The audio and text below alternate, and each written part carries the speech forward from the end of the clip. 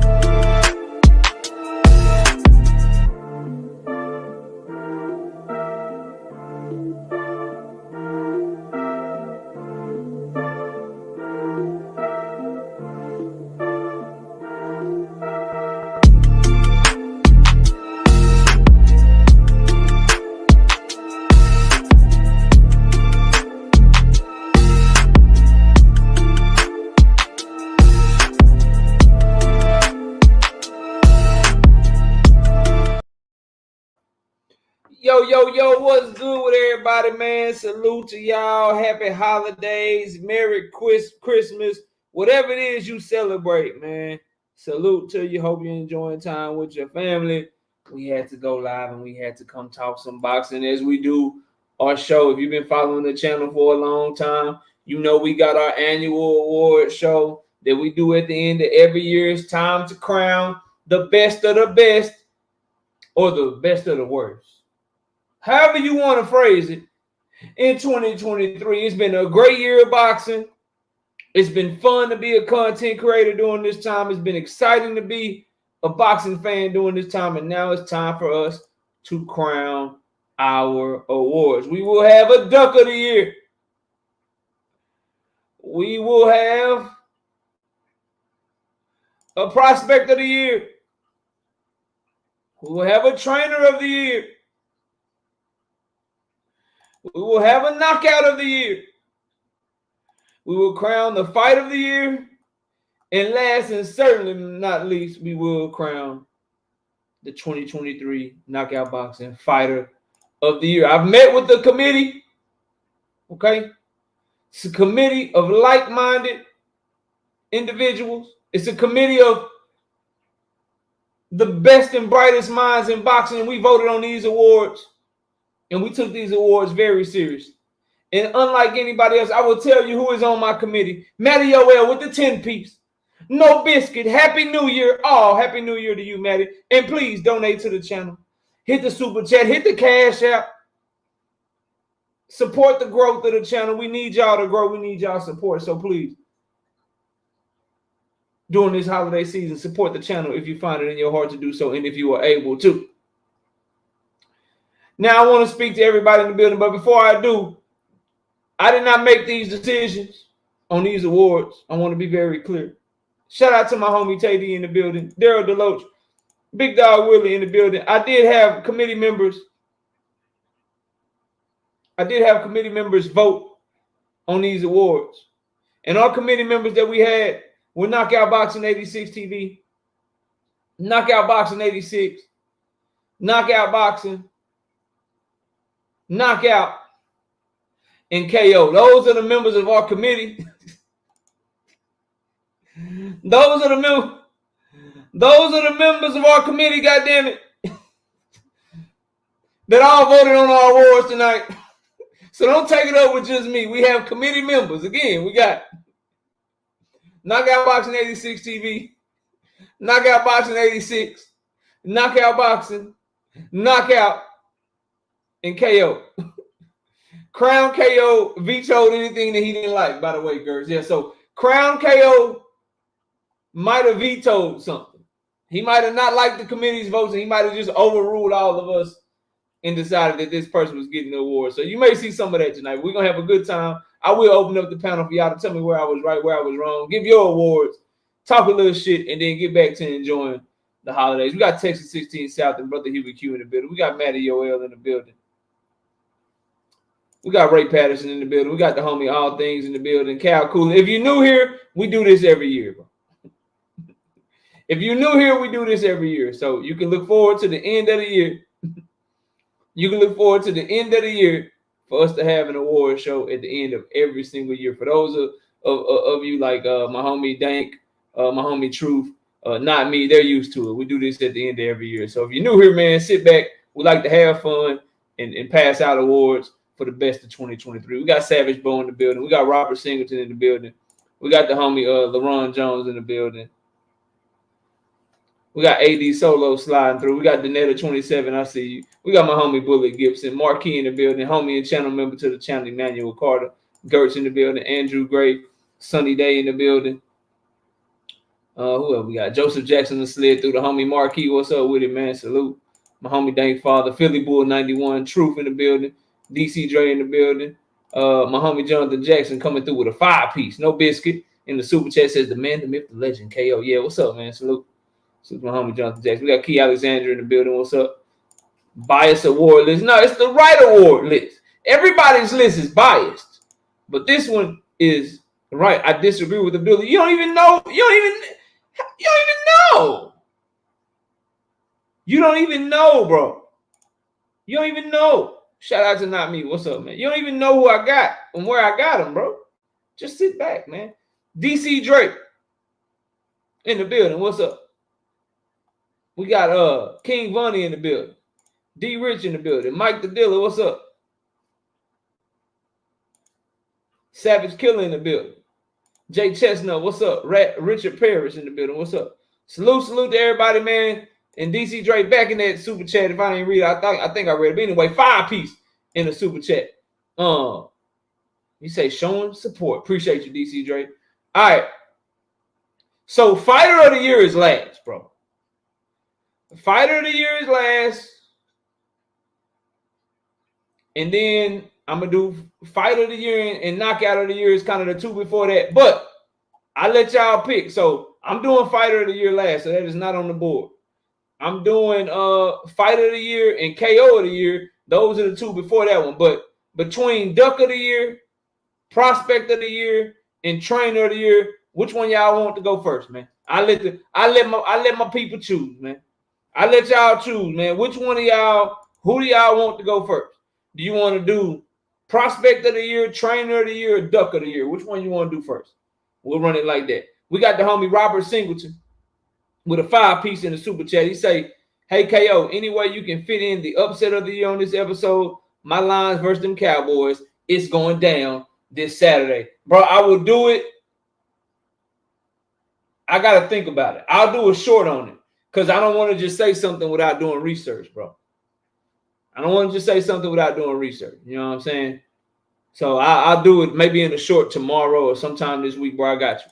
But if I just say one now, then another one, something else could slip my mind, bro. Something else could slip my mind. So just give me till like tomorrow. I'll shoot a short on it, bro, and I'll get that to you. Because the ones I'm doing right now, like I got like except for Duck of the Year, I got like a top 5. I got honorable mentions. Like I did a lot of research. A lot of the people that been following the channel, like you, Robert, like a lot of research goes into these picks. So I don't want to just give you a half-ass pick just to say I gave you one. You know what I'm saying? All right, let's see. We got 1 for Trainer, 1 for Prospect, 1 for Duck, 2 for Duck, 2 for Prospect, 3 for Duck, 2 for Trainer, 4 for Duck, 5 for Duck. Another 1 for Prospect. Look like it. What's up, Pearl Infinity? What's up? We got DP Rock in the building. DP, are you with me? What's up? All right, looks like we're going Duck first. We're going Duck, then we're going Trainer, then we're going Prospect. That's how we're going to do it. Shout out to the homie. Ooh, Christmas spirit.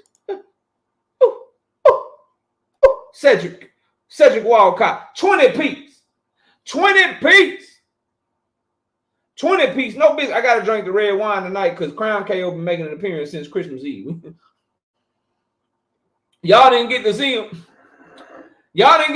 But Crown KO been busy this week. So we just sipping on red wine tonight. Cassandra, I see you. That's me. What's up? But Cedric Walcott with the 20 piece say. Bomac, trainer of the year. We're gonna see. Mike Biggs, what's up? We're gonna see. All right, so we are starting with Duck of the Year. I don't have 5 for this, bro. I only got so we on Duck of the Year. Marky Dan, why you great? Let me get Marky Dan right. I see you, Marky Dan. Salute to my homie Marky Dan, bro. Good boxing mind, always chopping it up with me, man. Salute to my homie. What's up, Marky Dan? And shout out to my daughter Jada. I see you. My daughter Jada in the building. What's up? All right, Duck of the Year. All right, coming in at number 3, Demetrius Andrade. What? He was doing good, bro. He moved up to 168. He fought Demond Nicholson and shit. Bro. Then he fought David Benavidez, took his ass whooping like a man. Benavidez made him quit.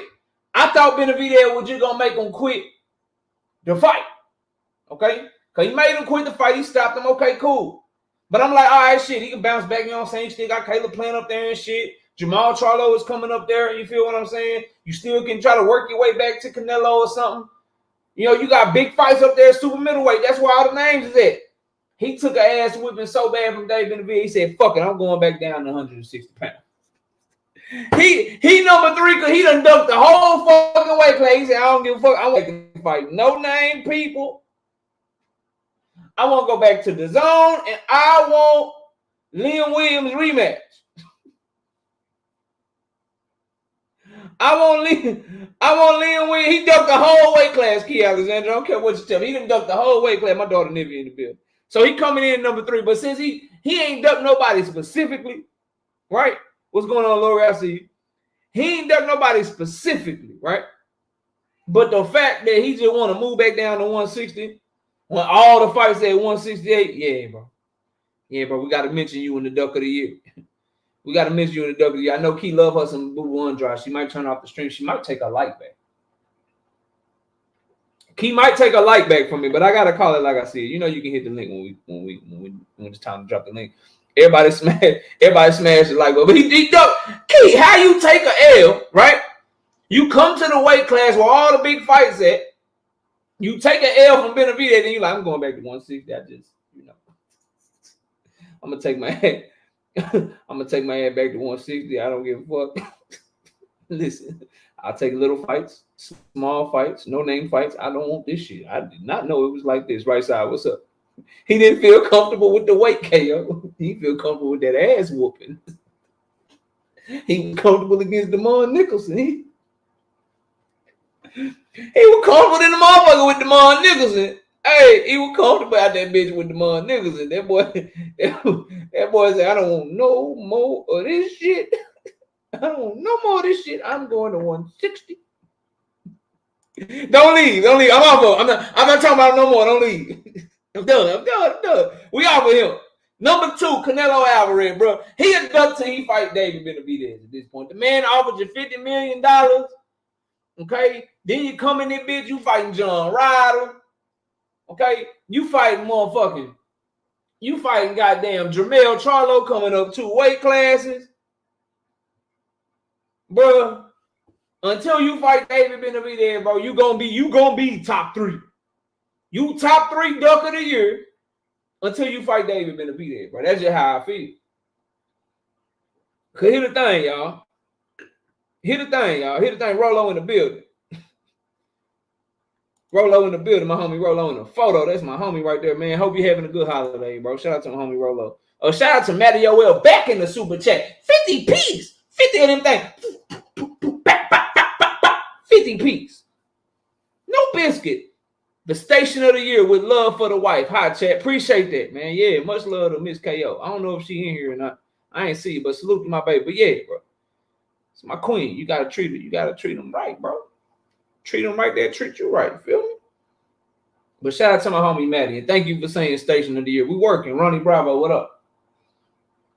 Levon Down Gator, what up? I can't even see the lights right now. Y'all, please get them up over 100. We got 114 people in the building. I know it's the holidays. The viewership may not be what it's going to be, but I put a lot of work into this show tonight to give y'all a great list. So please hit the like button, man. I don't want to have to look and then stop the show and make sure we get to 100 likes. Moderators, that's why y'all got a wrench. You feel me? That's why, you know, y'all in here, y'all been rocking with me for a long time. Make sure these people come in here and hit the like button, man. Make sure they get them likes up. Everybody can't support like Maddie, like Cedric, like Jonathan, like Robert, like DC Drake. You know what I'm saying? Like, I understand that, bro. You know what I'm saying? It's the holidays, but at the very least, let's all do what's free, man. Let's make sure we get them likes up. But look, so Canelo, bro, until you give me, I'm tired of them not giving us what we want, y'all. And I did a video, and Tank versus Devin, I'm gonna talk about it. I'm gonna talk about it, but let me suffice to say, because Lori Reed in the building, and she saw the video and she commented on it. Suffice to say, if they are behind the scenes in the fight that we all want, that some of us don't expect to happen next, if they announce Tank versus Devin tomorrow, they announce that fight, and it's what we all want, bro, I'm gonna be pissed off and I'm gonna be happy at the same time. I'm gonna be happy that we get in the fight, but I'm gonna be pissed off that they've been playing with us, making us go back and forth and shit, and they've been working on the fight this whole time. That's gonna piss me off, bro. I say that to say with Canelo Alvarez, Tank Davis, Devin Haney, Shakur Stevenson. In 2024, bro, I'm tired of them not giving up what the fuck we want. I be who I be, what up? I'm tired of them not giving up what we want, bro. Like, I'm tired of begging, pleading, asking for it and shit. I just watch basketball and football, bro. Like, I ain't got time for this shit, be begging y'all. So, Canelo, you on the duck list, bro. You on the duck list, bro. You on the duck list until further notice. You got to fight Dave Benavidez. You want to get off the duck list, you got to fight Dave motherfucking Benavidez, bro. You got to fight. And then Duck of the Year, no surprise. Probably the award that most people will understand and agree with, bro. Duck of the Year. Everybody give a hand clap for Frank Martin for becoming the Duck of the Year in 2023. And my how the mighty have fallen. My how the mighty have fallen because we do this show every year. And if you go back, at the end of last year, this time last year, I was crowning Frank the Ghost Martin as Prospect of the Year. Graduating from prospect to top contender. Having the best win out of all the prospects by beating the fellow top prospect in Michelle Ali Rivera. Frank Martin was on the way up. He was on the way up. He was on his way up, this motherfucker. Okay? Then he decided to duck. How you go from Prospect of the Year to Duck of the Year? I need Frank the Ghost Martin to do something big in 2024. Yeah, buddy. You got to do something big in 2024. You know what I'm saying? You listen, if you don't think he ducked, I understand. I just know the man agreed to the fight. His team thought they had a deal. Shakur team thought they had a deal. The WBC thought they had a deal. Called off the purse bid, and he said, I need a little extra. All I asked for was a little extra. And what make it worse is that his team sent over another fighter from their stable to like say, Bob, we sorry, bro. We sorry Frank did some hoe ass shit. We really are. We know he agreed. We thought we had the deal too. We signed everything. We was ready. November 16th, we ready. Look, we know he did some hoe ass shit. So here go Edwin, bro. We'll send over Edwin. We'll send Edwin De Los Santos over there to you from our stable since we don't know what the fuck is going on with Frank. Oh, Miss Kayona slid through where she at. Oh, I see you, baby. What's up? What's good, baby? You gotta highlight her just because she's so pretty. Salute to Miss KO, my beautiful wife. Frank, a duck, win. Are you new to boxing, Richard? My homie Richard, are you new to boxing? Raul Garcia, let me get you right. You must be new to boxing, bro. Shakur Stevenson and Frank Martin had a deal to fight. The WBC had a purse bid called off and everything because they had a deal to fight. Everything was agreed to, and then Frank Martin pulled out saying he wanted more money. But if you wanted more money, I don't know how new you are to boxing, Richard. I don't know how new you are to boxing, but if you wanted more money, he could have went back to the WBC, said, we don't have an agreement. We're not agreeing to money, and he could have forced the WBC to go forward with the purse bid. He didn't do that. He instead just pulled out. He a duck. Zulu says Frank had to adjust for inflation. Even with inflation, that's more money than he had ever made, bro. He does. I like Frank. Listen, I prefer Frank's demeanor. I like his no-nonsense approach. I like that he seemed like he's more well-spoken and down. I like his personality much more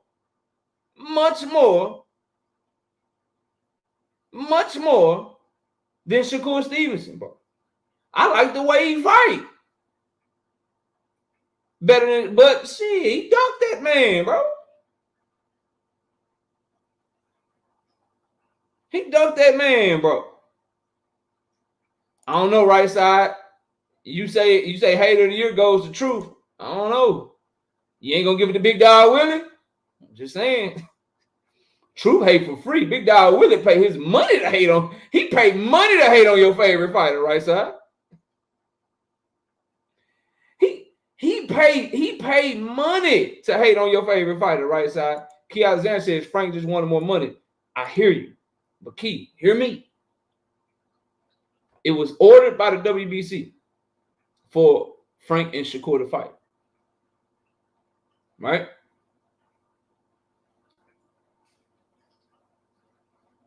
All Frank had to do, if he didn't like the money they was offering after he agreed to it, he could have went to the WBC and said, we don't have an agreement anymore. They're not giving me a fair split. I need y'all to go ahead and order that purse bid. And he could have got the purse bid ordered, Key. He could have got the purse bid ordered. He could have got the purse bid ordered. Shout out to J. She riding. I hear you, Need. He need to explain that then. He can't, and it ain't your fault because you asked him the right question. I listened to the interview multiple times, so I'm not blaming you. But your platform was his opportunity to say, nah, this is what the fuck happened. If it's gray area, it's his fault. It's his fault. But based on the rules of the sanction body, if he didn't like that offer no more, if he didn't like what they were offering him, he could have went back to the WBC and said, we no longer have an agreement. Order that shit. He pulled himself all the way out, said, fuck fighting for the title, all that, I'm good. I'm going another direction. That's what kills him every time.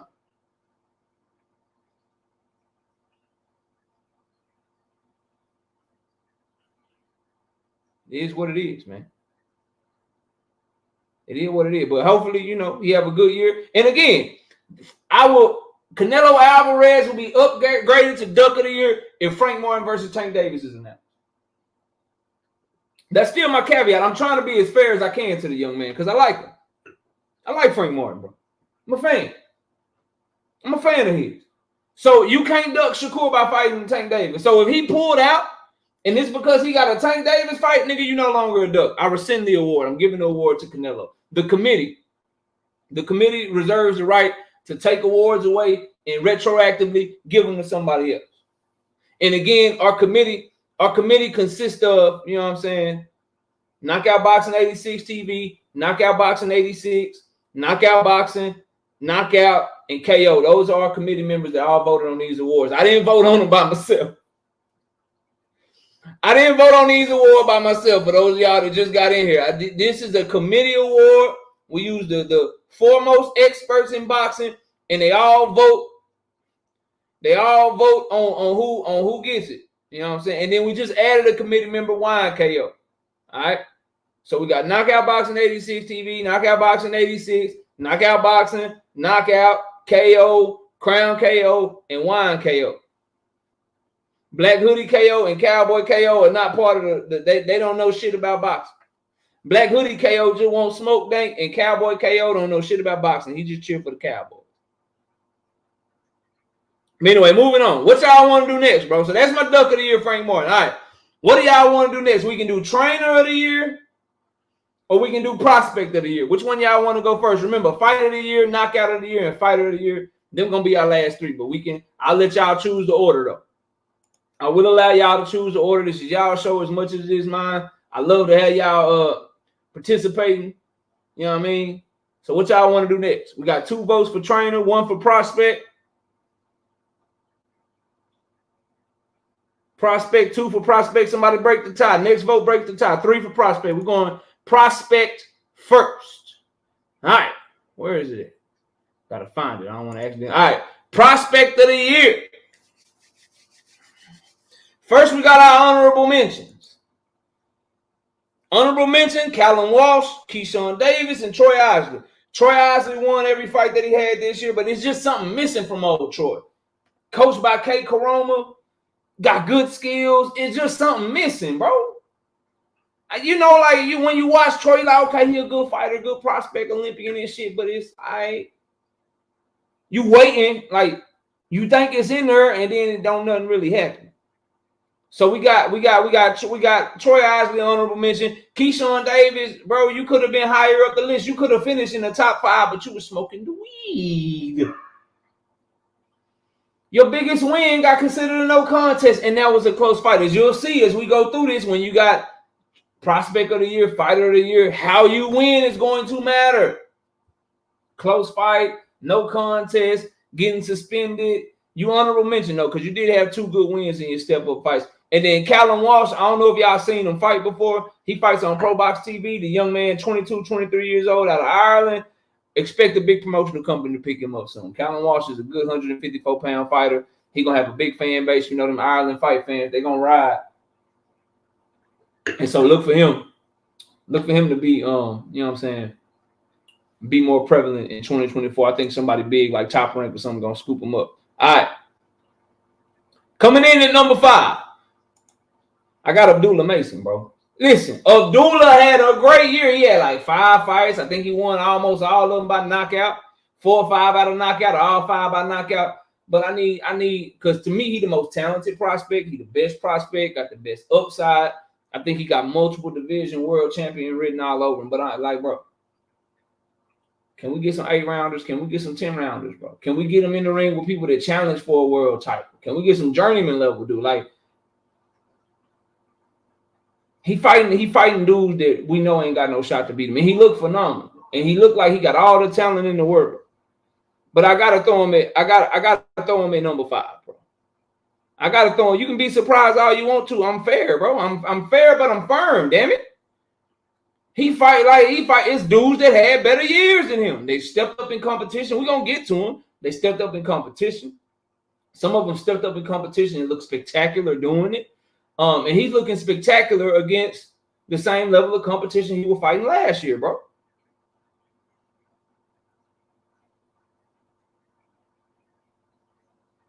Like, it just is what it is. So we got him coming in at number 4. We got Jared Big Baby Anderson. Had some impressive wins, some phenomenal knockouts, and he won. He stepped up in competition and he won, but Charles Martin showed some kinks in the armor, bro.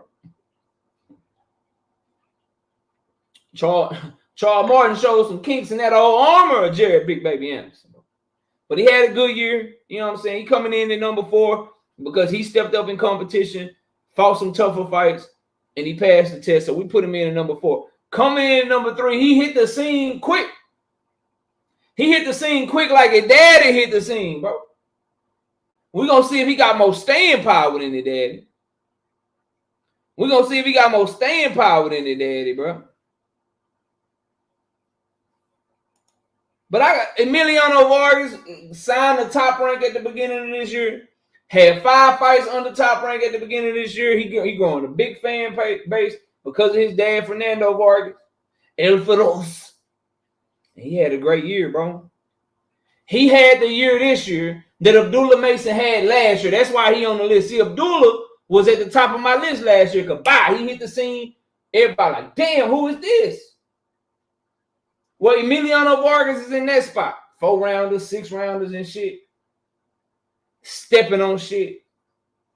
If he has another year next year in 2024 like he had this year, expect him to be somewhere with honorable mention or somewhere like 4 or 5 because I want to see him step up in competition as well, bro.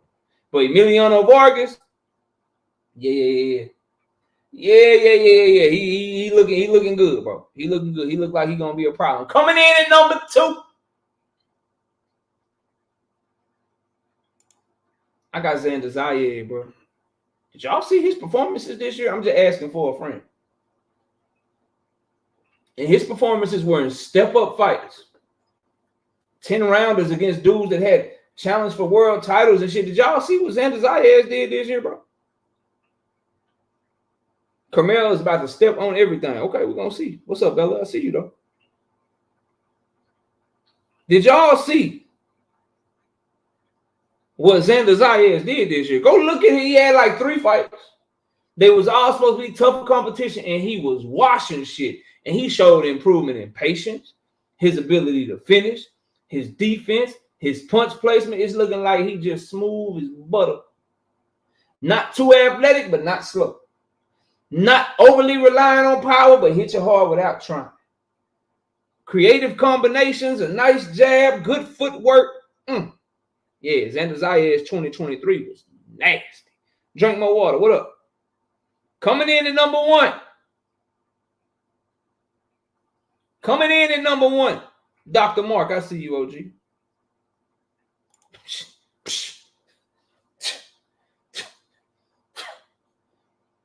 Bruce Shoo Carrington. I don't even know if it's fair for him to be on this list because he's older than Devin Haney, but Devin, he's still a prospect, so we gonna talk. He older than he older than Devin. The same age as Shakur, bro. But he looked great this year. Power looking better, breaking dudes down. Ain't nowhere in the ring he ain't comfortable. You can find him on the inside. You can find him in mid-range. You can find him outside. Stab jab to the body. Up jab up top. Combination punches. Pop shot. And half step back counter punches. Just nasty, bro. Just nasty. Like just nasty. He growing on me because I like his interviews and shit. He well spoken. He looking like a prop. He looking like a problemo. You know what I mean? He looking like a problem. So we got Bruce Shoo Carrington is our 2024 prospect of the year, bro. He is our 2024 prospect of the year, bro. He really is. And I got to give him all the credit in the world, man. Salute to Shoo Carrington. Okay, we got to go to trainer of the year. But I need to, let me see something real quick. Where is that? Okay, here you go.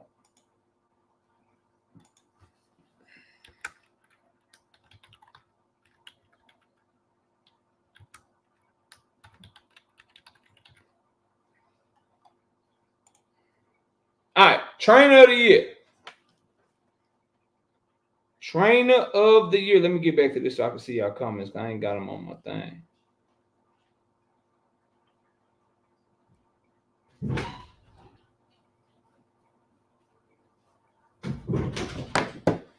Trainer of the year. Here we go. All right, honorable mention. Got to throw Andy Lee on there for what he did with Joseph Parker and Deontay Wilder just recently. Honorable mention. Teofimo Lopez Sr. got to be on there because of what he did with Teofimo Jr. fighting against Josh Taylor. And we got to have Kay Koroma as an honorable mention. I mean, he's in Michaela Mayer's corner. He's in Troy Isley's corner. He's in Bruce Shoo Carrington's corner. Kay Koroma got a little stable he fucking with, bro. So got to have him under honorable mention. I want to see who my diehard fans is, though. Like the top 4, everybody in here know who the top 4 are. Like you know them by name, and you'll be able to tell who they are, obviously. But I want, do y'all know, without looking it up, do y'all know who this guy is at number 5, bro? Do y'all know who this guy is at number 5, bro? Don't look it up. You know what I mean? Don't cheat. Do anybody know who this is, bro? Cassandra say nope. Robert says nope. Coming in at number 5 is Igor Golubev. He trains Tim Tszyu. Yeah. He trains Tim Tszyu and Tim Tszyu undefeated little brother Nikita Tszyu. He says this old boy trainer. This is the trainer of Tim Tszyu. He also trained Costa Tszyu. This is Costa Tszyu's old trainer. He's married to Costa Tszyu's sister. And he trains Tim Tszyu. This is who his trainer is. So y'all can know the name. And if you look at the year that Tim Tszyu had, you look at what Tim Tszyu has been doing, I had to include him in my top 5, bro. But he can't be higher on the list because he only got like 1 fighter and shit. He only got like 1 fighter, 2 fighters and shit, and they all in the family. But with the way Tim Tszyu has been improving, the year that he's had in 2023, you gotta give Igor Golubov his credit, bro. You gotta give him his credit, bro. I mean, Tim Tszyu, what he did to Brian Mendoza, what he did to Carlos Ocampo, what he did to Tony Harrison before that, he just been on a fucking tear, bro. Tony Harrison in March, Carlos Ocampo in June, and then Brian Mendoza in October, while also being elevated to the WBO 154-pound champion. Yeah, bro. Yeah, I got to give Igor his flowers, bro. Definitely somebody to watch out for, bro. If he get a bigger stable, or just see what he can do with Tim Tszyu. Because shit, all it take is one. All it take is one. We got the homie Cedric back in the super chat. 20 piece. No biscuit out there. Bo Mac, hands down, like Birdman said. I ain't gonna say it no more. Put some respect on my name. Put some respect on my name. I ain't gonna say it no more. Put some respect on my name. I just can't really tell you. I put some respect on my name. Put some respect on my name. I ain't gonna say it no more. Oh shit. Yo, shout out to homie Cedric with the 20 piece though. Shout out to homie Cedric with the 20 piece. Coming in at number 4. Coming in at number 4. We gotta throw Bill Haney on the list, bro. He can't be higher because a lot of what I think the success is more speaking to Devin's skills and his talents. But when you have a year like Devin had, you got to give Bill Haney, his trainer, his father, his promoter, his everything. You got to give him some credit, bro. He got to come in at number 4, though. He got to come in at number 4. But the guys ahead of him, especially the top 2, like they got stables and shit.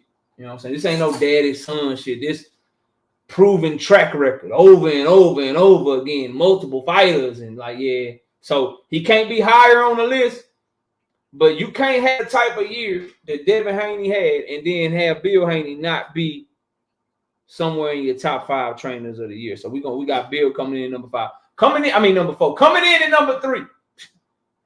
Same reason that Bill Haney is where he's at. You can't talk about Monster Inoue without talking about their daddy, bro. Shingo Inoue, bro. Shingo Inoue, I mean, we seen what Monster did. We seen what Monster did, bro. You got to give Shingo some credit. But again, a lot of that, I think, Monster's just a bad motherfucker, man. Like, Devin's just a bad boy. Like, Monster's just a bad boy, so I can give you credit.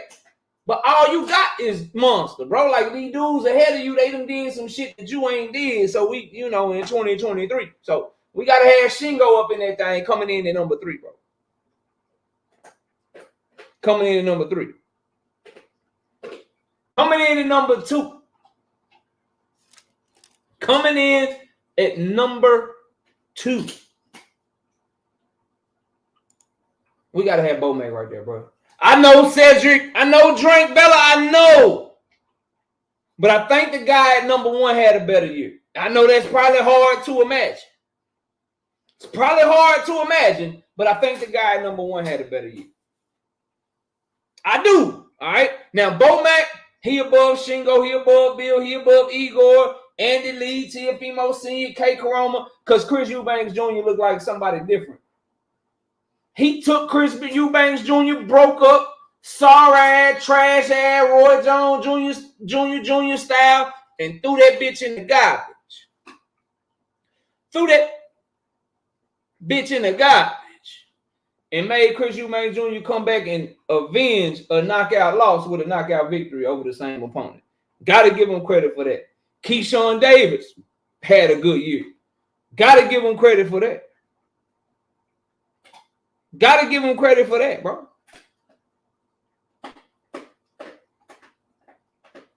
And then obviously what Terrence Crawford did to Errol Spence, bro. Yeah, the way he was training in that corner. Listen, bro, I ain't been no Bo Mac believer pre-2023. 2023, he made me eat crow. 2023, he made me have to give him flowers, and that's what I'm here to do today. Found a way to stick it to him. No, I didn't, bro. No, I didn't. I'm giving him props. He did a great job. He did a phenomenal job this year, bro. And Terrence Crawford put on perhaps the best performance in all the boxing this year for what he did to Errol Spence. But y'all mean to tell me that he had a better year than this guy?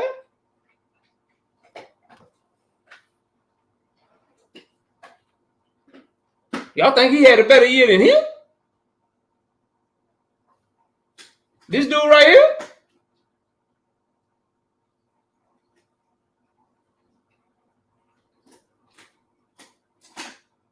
What's good, Mahari?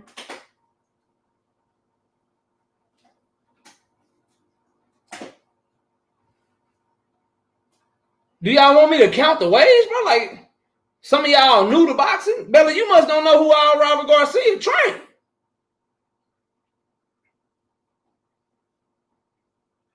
Like, you know, so Alexis Rocha got his ass upset and knocked the fuck out in dramatic fashion by Giovanni Santillan. You know who in Giovanni Santillan corner? You know who his trainer is?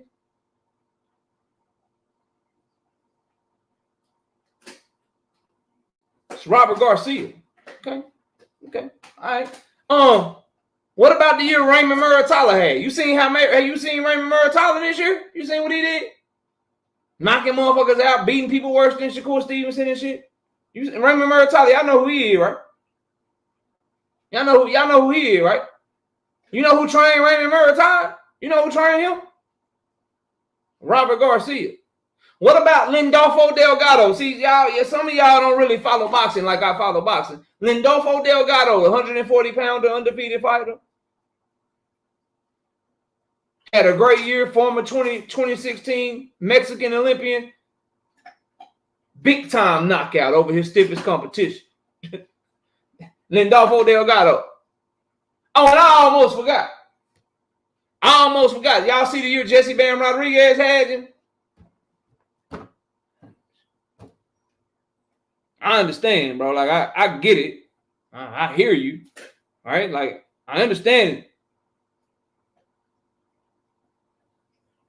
Facts may not mean anything to you, but Jesse Bam Rodriguez moved back down in weight,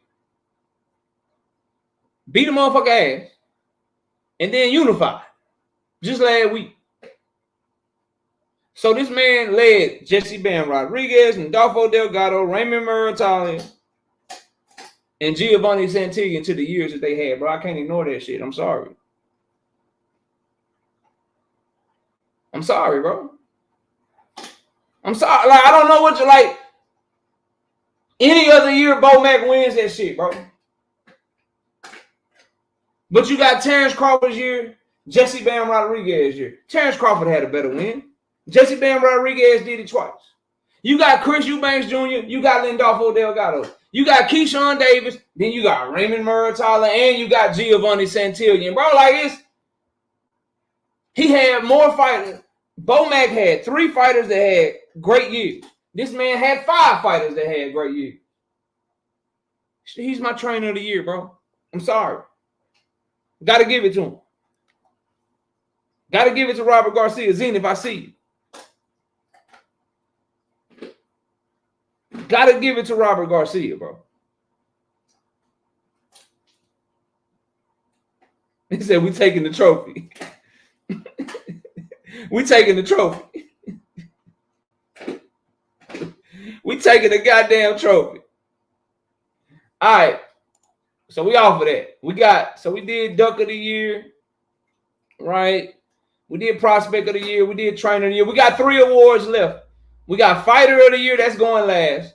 We got Knockout of the Year, and we got Fight of the Year. Y'all can choose. Which one y'all want to do next? Y'all want to do Knockout of the Year, or y'all want to do Fight of the Year? Put your votes in now. Which one y'all want to do next, man?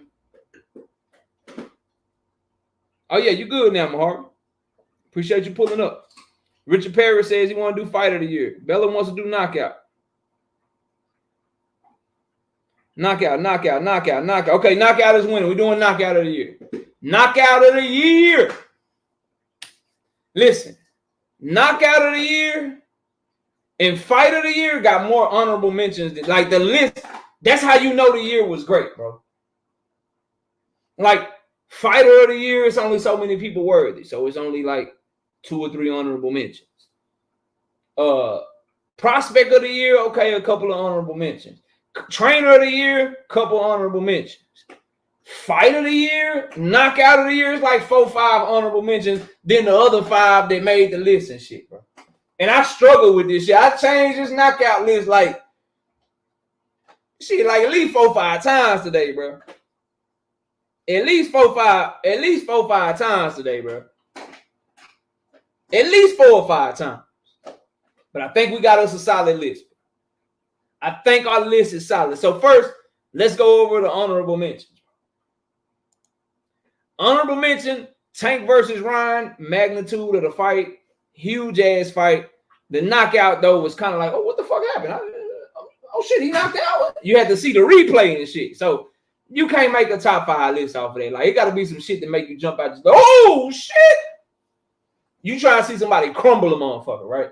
We ain't no Ryan. We ain't no Tank hit Ryan. It happened too fast, so he can't make the list on that. Tim Tszyu and Ocampo garbage and shit. But Tim Tszyu did that shit badly, bro. Tim Tszyu did that man bad. So we have to mention that one. Beterbiev versus Anthony Yarde, great knockout. I think the 5 that's on the list are better, bro. And then Jose Valenzuela versus Chris Colbert, big time knockout. But I think my 5 are better though. I'm not even going. I think the 5 I got are better. Like he slumped Chris Colbert, made him fall all slow and shit. Made him fall off slow and shit. Then he rolled over on the ropes, but it wasn't a whole lot on the line, bro. Yeah, Rayo is honorable mention, bro. I think my 5 are better than these. Bro. I hear you, Zena. Just feel me on this. So coming in at number 5, bro, magnitude of the fight, 2 titles on the line, moving up to a whole nother weight class. But I got Monster Inoue versus Cool Boy Steph at number 5. Monster could have got higher on the list if he would have knocked him out with the first time he knocked him down. When he threw that jab down to the body and came over the top of that right real quick, and Cool Boy Steph didn't want to fall. He like got on one leg, but he was just so hurt he couldn't do nothing but fall. If he wouldn't have got up from that, then this one will be higher on the list. But he got up and then anyway, he stopped him in the corner and shit, hit his head against the wall, stopped him with a combination and shit. So boom. And then Cool Boy was out. But the highlight was the first knockdown, though. The highlight is the first knockdown. But because of what was on the line and because of who he did it to, we got Monster Inoue coming in at number 5, bro. Coming in at number 4. Highlight replay value alone, bro. I don't know how many of y'all ever seen a motherfucker chop a tree down, or you ever knock a tree down yourself, or anything like that. I don't know how many of y'all ever seen that, but that's what this shit look like right here. Coming in at number 4. God damn. Bro, he hit Fundora. It was like a left hook, I believe, bro. Or maybe it was an overhand right Fundora. Like, he said, bah! And then he just did this shit right here. Try to start stepping back. Then Brent Mendoza jumped in again. Bah! Bro, that man fell so slow, dog. Boom! Like a big-ass tree head just hit the motherfucking floor. Just hit the goddamn floor, bro. Badly, dog. Replay value out the roof. But it can't be higher on the list. Because it wasn't really nothing on the line. Fundora, we knew he was a punching bag and shit. We just seen him take a lot of punishment for Erickson Lubin. But that highlight value, fire. That highlight value, fire, bro. 100% fire. Coming in at number 3. When you crumble, like, when the motherfucker make you crumble, bro, like, And you supposed to have a chin and shit, and you do like, dog. We gotta talk about what Zay Lee Jane did to my boy Joe Joyce, bro. I love me some Joe Joyce. I like Joe Joyce, bro. The juggernaut, bro. Dog, he hit that man with a right hook so hard, bro. Joe Joyce didn't fall forward at first. He didn't fall back at first. I ain't never seen a motherfucker just fall straight down, bro.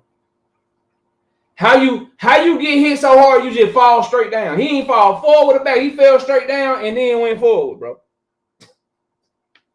Hey, that right hook knocked the career out of Joe Joyce. He just fell straight down to his knee and then fell forward, bro. That's some shit I ain't seen. Number one did it too. I'm gonna get to number one in a minute. He did like it was two shits that I ain't never seen before, bro. I seen a motherfucker get hit, bah, and then just fall forward. I seen motherfucker get hit, then bah, just fall back. I ain't hardly ever seen motherfucker just get hit and fall straight down, like just straight down, like when you crush a motherfucking. You remember we used to stump on the goddamn. Maybe some of y'all all had money coming up. I don't know, but we used to recycle the cans and shit, and you stomp on the can. The soda can, the soda water can, you stump on that bitch before you put it in the trash can and shit. That what it look like. He just crumbled, bro. He just crumbled out that bitch, bro. Yeah, that's number 3. That's number 3. Coming in at number 2. I ain't gonna hold y'all, bro. I ain't gonna lie to y'all. I'm keeping 100 with y'all. I had Jose Rayo Valenzuela versus Chris Colbert on the list. I had it on the list. But this motherfucker came 2 days before Christmas and said, nah, scoot over. Hey, I'm doing a list, Blue. I'm doing my list. Will you let me do my list in peace, please? I'm gonna tell your mama come get your ass. You tripping. Hold on, y'all. My dog going crazy. Yeah, get her, son. She in here going crazy. Thank you. Close my door, please. Thank you, sir. All right, anyway, bro. So, yeah, I had Rayo in them, bro. I had Rayo and Colbert on the list, bro. I had them on the list. I did. I promise I did, bro. I promise I did. But I had to move them over. I had to get them off the list because this shit right here that happened Saturday, dog.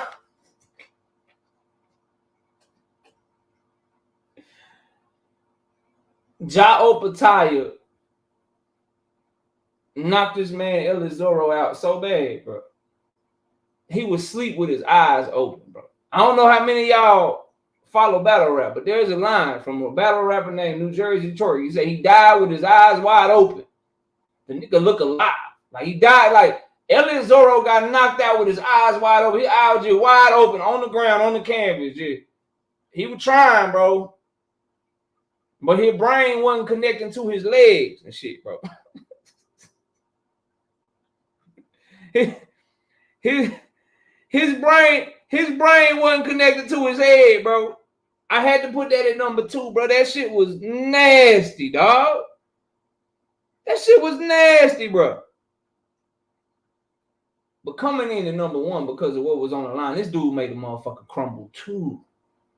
I'm talking about Buddy crumble, and he did the Joe Joyce, except he didn't fall to his knees and fall forward. This motherfucker just dropped down to his knee and then just fell straight back, bro. I was like, damn, somebody check on this man, bro. Somebody check on this man, bro. Somebody check on this man, bro. Junto Nakatani, bro. I don't know if y'all remember this shit, because sometimes shit people don't remember what happened earlier in the year. But go watch what Junto Nakatani did to Andrew Maloney, bro. Please, do me a favor. Do me a favor, bro. do matter of fact, it ain't doing me a favor. If you a boxing fan, bro, do yourself a favor. When you have time, go watch Junto Nakatani knock out Go watch Junto Nakatani knock out Andrew Maloney, bro. He dropped to it. He hit him so hard with the overhand. They said, boop. He just dropped to a knee. It just fell back. He just dropped to his knees and fell back. I say, damn, Junto.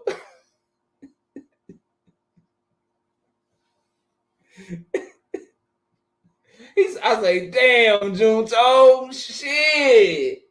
Yeah, that was nasty. Yeah, that was one of the ones. All right, fight of the year. Fight of the year. Fight of the year. Knockout Tony. I like that.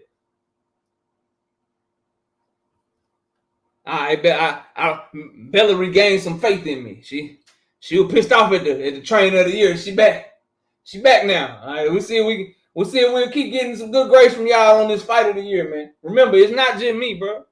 I ain't picked this shit. All right. The committee voted. It was Knockout Boxing 86 TV, Knockout Boxing 86, Knockout Boxing, Knockout, KO, Crown KO. They all voted on this shit. So it wasn't just me, bro. Fight of the year, honorable mention. It's a lot of them that I gotta go over, bro. Nery versus Havanesian, that was a good ass fight. But I'm not, how I say this, bro? Rock'em Sock'em Robots is fun to look at, but give me some skill in there, bro. Give me some, you know what I'm saying, some ebb and flow. Show me some defense to go with that shit too, bro. And they shit was just too Rock'em Sock'em-ish. Emmanuel Navarrete versus that English dude, Wilson. That was another one where it was like Rock'em Sock'em. Navarrete come back after being down, get the knockout. That was a great fight. Frank Martin versus Artem is a highly underrated fight. Because Frank Martin, when he threw, he dominated. But Artem was putting in that work. Okay? Artem was putting in that work with Frank. He was putting in that work with Frank, bro. And then the one that just happened, Robeisy Ramirez versus Rafael Espinoza, that was a good one. Oh, that was a good one. Both of them went down. Espinoza came back to do some shit. But again, the whole outworking, yo go, my go, like I just need a little bit more nuance, a little bit more skill. All of that shit, man. So yeah, those are the honorable mentions. Coming in at number 5. Coming in at number 5. I got O'Shaquie Foster versus Eduardo Hernandez. That was a good fight, bro. Pressure fighter versus a boxer puncher. Eduardo was having his moments. O'Shaquie was getting frustrated. They was robbing the fuck out of O'Shaquie. Remember, I posted the scorecards for y'all so y'all could see they was trying to rob that man. O'Shaquie came back, hurt him, and then showed that true champion grit, stopping him in the 12th. Yeah, that was a hell of a fight. That was a hell of a fight, bro. One of the best fights of 2023. High replay value on that one. High replay value on that one, bro. With getting that knockout, knowing where he was at, having the awareness to know he needed to step on the gas, and the ability to do so against a game Eduardo Hernandez who was having his moments, showing good pressure, going to the body well, frustrating Foster, outworking him in some rounds. Yeah, bro. Definitely top 5 fight of the year. Number 4, and for the same reason this one can't be higher, it's for the same reason them other ones was honorable mention. Munguia versus Derevyanchenko was a fun-ass fight to watch. It was a fun-ass fight to watch. But at some point, where is the defense? Where is the footwork? Where is the skill? Where is the ebbs and flows? Can I just see something other than watching you two motherfuckers just punch on each other, bro?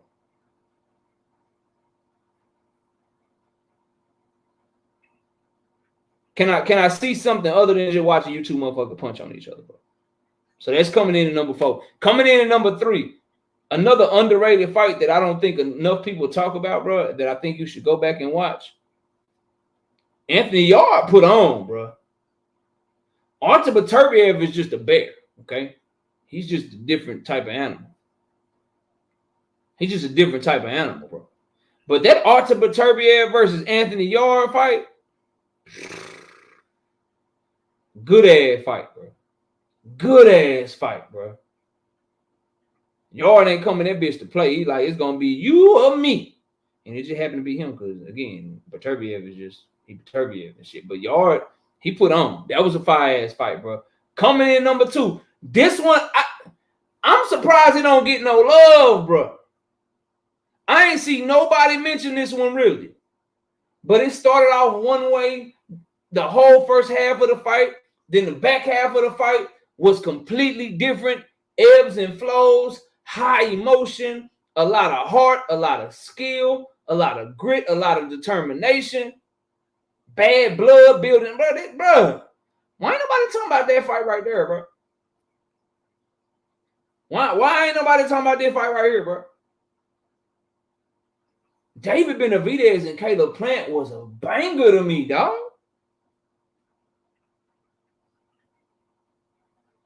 It was a banger to me, dog. Like, I'm talking about a damn good fight. Caleb Plant, the whole first half of the fight is like, damn, it's David. Like, the first 5 rounds, if you was rooting for Caleb Plant, you're like, oh, this nigga don't get tired. He about to 12 zip this. He about to 12 zip this dude if he don't get tired. Then the whole second half of the fight, you like, get his ass, David. Beat his ass. You might need the stoppage. Go for the stoppage. And David Benavidez was going for that bitch. And then Caleb Plant was like, man, if I can hold on, I feel like I might have banked enough early rounds. I'm just going to hold on. Bro, he was clinching, holding. He like, I'm not going down. You ain't stopping this fight. I don't give a fuck. I done talked too much shit to get knocked out. You ain't finna make me a meme. I'm going to get my respect today. I'm going to get my respect today. You should have listened to the predictions, Mahari. I told y'all, Benavidez, bro.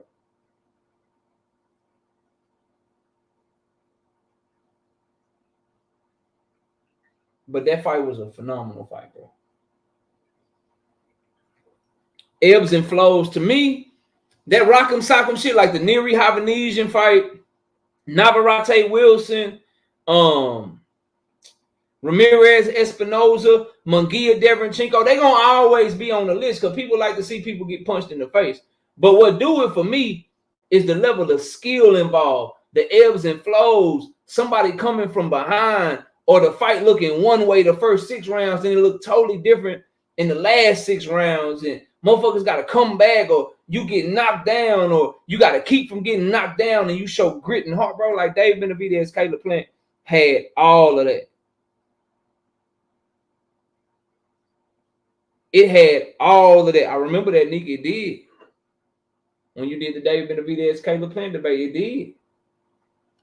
It did. That's a fact. And then fight of the year. Fight of the year to me. It had all the stuff that David Benavidez and Caleb Plant had, it minus the brutal amount of punishment that Caleb Plant took. But this one, you had to be on the edge of your seat the whole night, because I don't give a fuck who you a fan of. You wasn't sure that motherfucker won that round. These rounds was close. Them bitches was highly competitive. It was a chess match from start to finish, an aggressive ass chess match, and motherfuckers had to stand on something, and they both did. But my fight of the year, Devin Haney versus Vasily Lomachenko, bro. That's fight of the year to me, because I don't give a fuck. It's a lot of Devin Haney fans that watch the channel, and salute to y'all for supporting me and shit. I'm a Devin Haney fan too. I just, the capping and shit, I ain't gonna rock with it. And I am a bigger fan of Tank. I don't lie to y'all. But bro, if you tell me you wasn't looking at that fight anxious than the motherfucker, then your heart ain't beating.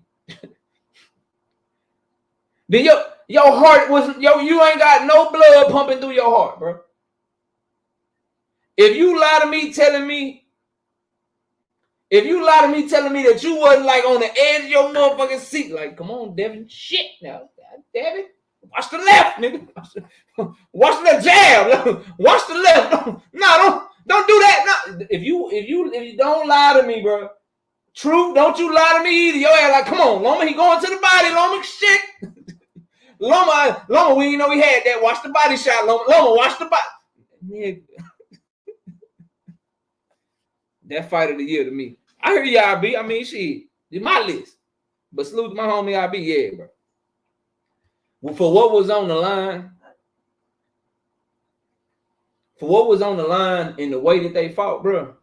Yeah, that's my fight of the year.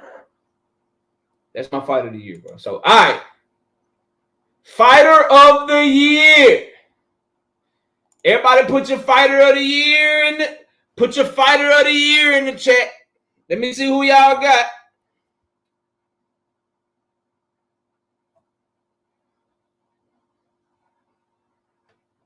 Let me see who y'all got, bro.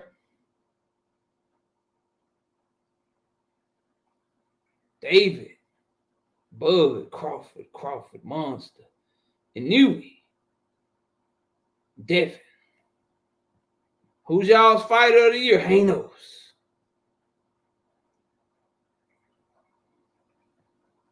Big Hanos. Bud. Devin or Bud. Inoue. All right. Honorable mention. Teofimo Lopez, Tank Davis, Junto Nakatani. Tank Davis fought 2 times, had the biggest fight in boxing. Knocked them both out. Got to mention him. Teofimo Lopez, one of the best performances of the year against the man at 140 pounds and motherfucking Josh Taylor. And Junto Nakatani, phenomenal year, becoming a 2-division champion, winning both his fights dominantly. Got to mention him. But they ain't top 5. I feel like I got this shit right on the money, bro. I feel like I got this shit right on the fucking money with my fight of the year. Coming in at number 5, my guy, Jesse Bam Rodriguez. Look, bro, Jesse Bam Rodriguez moved down, picked up a belt, and then unified all in 6 months while also nursing a broken jaw. Against who many had as the best boxer at 112 pounds of Sonny Edwards. And he didn't just win, bro. He did Sonny dirty, bro. But I don't rank Sonny. I feel like the other fighters on my list had dominant performances too, but I think they fought better fighters. So I can't put Jesse Bam Rodriguez up any higher. But he got to crack the top 5 to how the hell you go from no belts in the division to 2 belts in the division in the same year that you broke your jaw. So all in 1 year, he broke his jaw, picked up 1 belt, picked up 2 belts, all in the same year. Yeah, you top 5. Yeah, you top 5, bro. You top 5 for sure. You top 5 for sure. If you ain't got Bam top 5 fighter of the year, I don't know what you're doing with your life. I don't know what you're doing with your life, bro. I do not know what you are doing with your life, bro.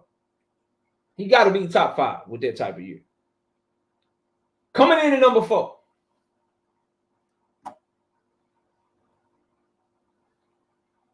Let me turn my camera off for this one. Y'all gonna get mad and shit. Coming in at number 4. I got Terrence Bud Crawford, bro. I think Terrence Bud Crawford has the best win in boxing this year. But he only fought 1 time.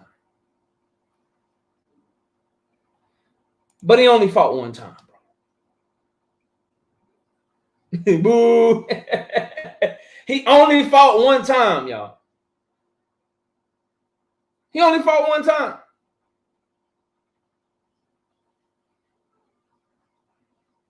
The guys above him fought great fighters too. They had dominant performances too. And they all fought at least 2 times, bro. But becoming undisputed, putting on the performance that he put on against Errol Spence Jr., that deserves respect. That deserves credit. But you can't say that he had a better year than the guys that I have ahead of him. You can't. Burning down the award show. You can try it. It's fine. You're gonna have to tell me. You're gonna have to tell me why you have him above the people that I'm gonna put above him. But he had a great year. Only Bud fans be like, it's disrespectful for you to have him top 5 in all of boxing. And then you have his trainer top 3. You're disrespectful. Y'all some crybaby ass people, man. You have him top 5, and you have his trainer top 3. You're hating. Call me top 3 at anything, goddamn. Say, put me in your top 5. Shit, I'm good. Only y'all though. He got him top 5. He hating. He got him top 3. He hating. Crazy, bro. Crazy, bro. Coming in at number 3. I'm about to hurt some more feelings, but I don't give a fuck. This is my list. Make your own. Coming in at number 3, we got Devin the Dream Haney, bro. We got Devin the Dream Haney, defended undisputed. Moved up, became a 2-division champion in a dominant performance. Gotta have him over Bud Crawford because Errol Spence is a pound-for-pound level fighter. Lomachenko is a pound-for-pound level talented fighter. But then, Devin moved up and fought one of the top 3 140-pounders in boxing. Bud Crawford didn't fight again. You can't put Bud over Devin, bro. You can't put him over Devin. Devin has a great win and a great performance. You can't put him over Devin. Now, where Devin falls short for you Devin Haney fans, bro. Where Devin falls short for y'all is we just had to talk about him winning fight of the year with Vasily Lomachenko. The other 2 fighters were more dominant. They put on more dominant performances. No one questioned at the end of their fights who won that motherfucker. It was clear. It was 100% clear. That's what hurt him, having a close-ass fight with Loma. But definitely a top 3 fighter in the year of 2023. Definitely finished in the top 3. He in the top 3. His pops in the top 5. They had a great year, bro. They had a great year. Coming in at number 2. Before I read number 2, I got a super chat from the homie, though. Shout out to my homie Cedric with a 10-piece. No biscuit. He says, the dream. Yeah, shout out to the Devin Haney fans. Coming in at number 2. I got David Benavidez, bro. I got David Benavidez at number 2. David Benavidez beat up and brutalized Caleb Plant, and then he beat up and stopped Demetrius Andrade. Yeah, he did his goddamn thing. What's hurting him is the fact that Canelo won't come up off them motherfucking belts, and he can't get the fight that he deserved. But for performances, who he fought, you got to put him over Devin because he got 2 great wins like Devin got, but he was dominant in both of them. He got a great win like Terrence Crawford got, but he got 2 of them. He got a great win like Jesse Bam Rodriguez got, but he didn't get his jaw broke by nobody.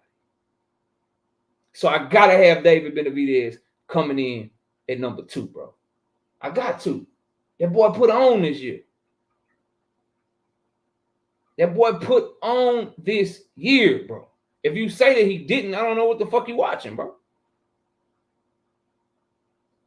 Coming in at number 1, though.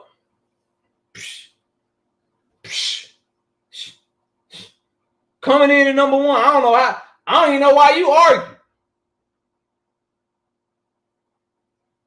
I don't even know why you are. Shit.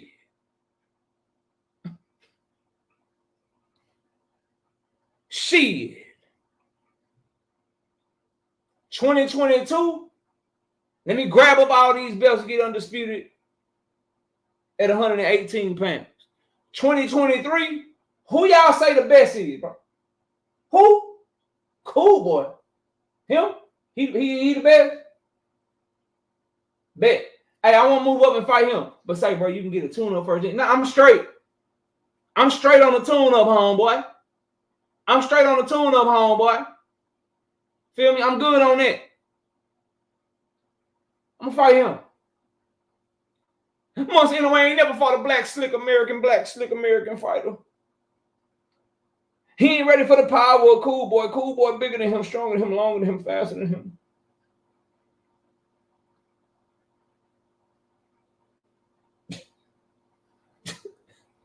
I hold this right hand in your jaw, man. Let me get them 2 belts. Marlon Taplis upsets MJ Akhmadaliev. Say, bro, you want a mandatory defense or something? You want a mandatory defense, or what you doing? Nah, I'm straight. I want him. He just beat the other dude. He just coming off the best victory in his career. He just beat MJ Akhmadaliev. He unified champ. Yeah, I want him. I'm finna become undisputed in 6 months. Yeah, 6 months. Undisputed. Let me get him. And then knocks his ass out too. So 2 knockouts. Undisputed in 6 months. Beat the best. He didn't just beat Cool Boy Step, bro. He didn't lose a second of that fight. Everybody, listen. Terrence Crawford had a great performance, but can you say his performance was better than what Inoue did to Cool Boy? I'm just asking for a friend, bro. I'm asking for one of my homies. Like, can you say that his performance was better than what Inoue did to Cool Boy? I can't. And then Inoue went and did it again for 2 more belts, all in a year. So in 2 years, he got 2 undisputed.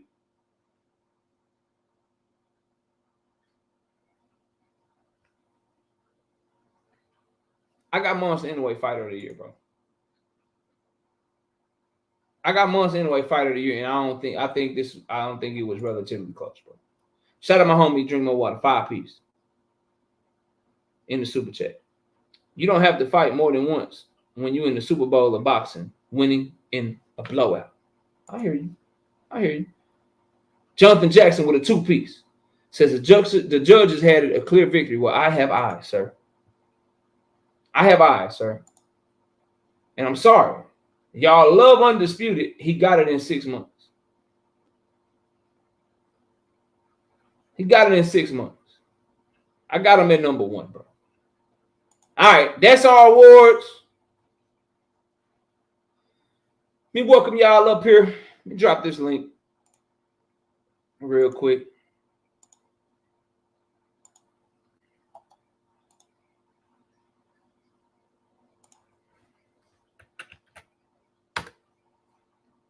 There's a link. Y'all come kick it with me. Let me pin this shit.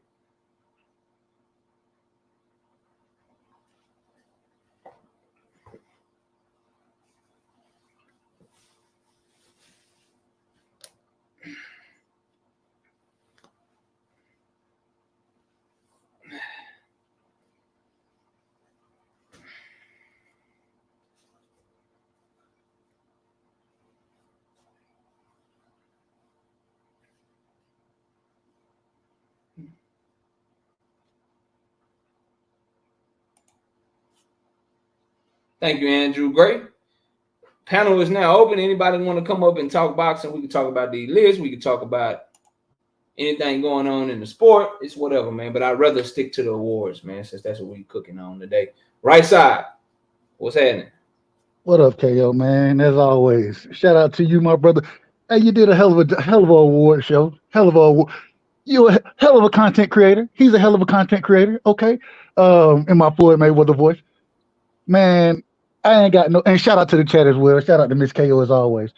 Hey, man, I ain't got too much issue with your list. The only thing I will say, what Bud did to EJ was much more impressive than what Inoue did to Cool Boy, in my opinion. And it was. I mean, that's the only place that I really disagreed with you. Hey, man, everything else was on point. I think Bomac. I do think Bomac should have been a trainer of the year. You know what I'm saying? He really. I understand what you're saying with Robert Garcia. You know what I'm saying? The only thing is this year Robert Garcia didn't save nobody's career the way Bomac saved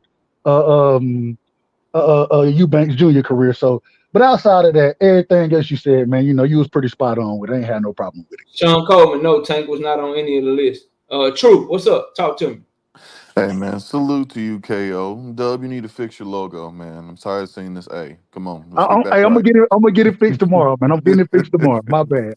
Nah, man, I'm just messing. Yeah, KO, man. I mean, this is a pretty solid list. A lot of them I really can't argue with, except for Trainer. How did you not have Benavidez Senior on there? Mm. Yeah, he had Pacheco. Yeah, He got Benavidez. Well, his other son, trash. you There you go. can't. Now you can't. That's my out.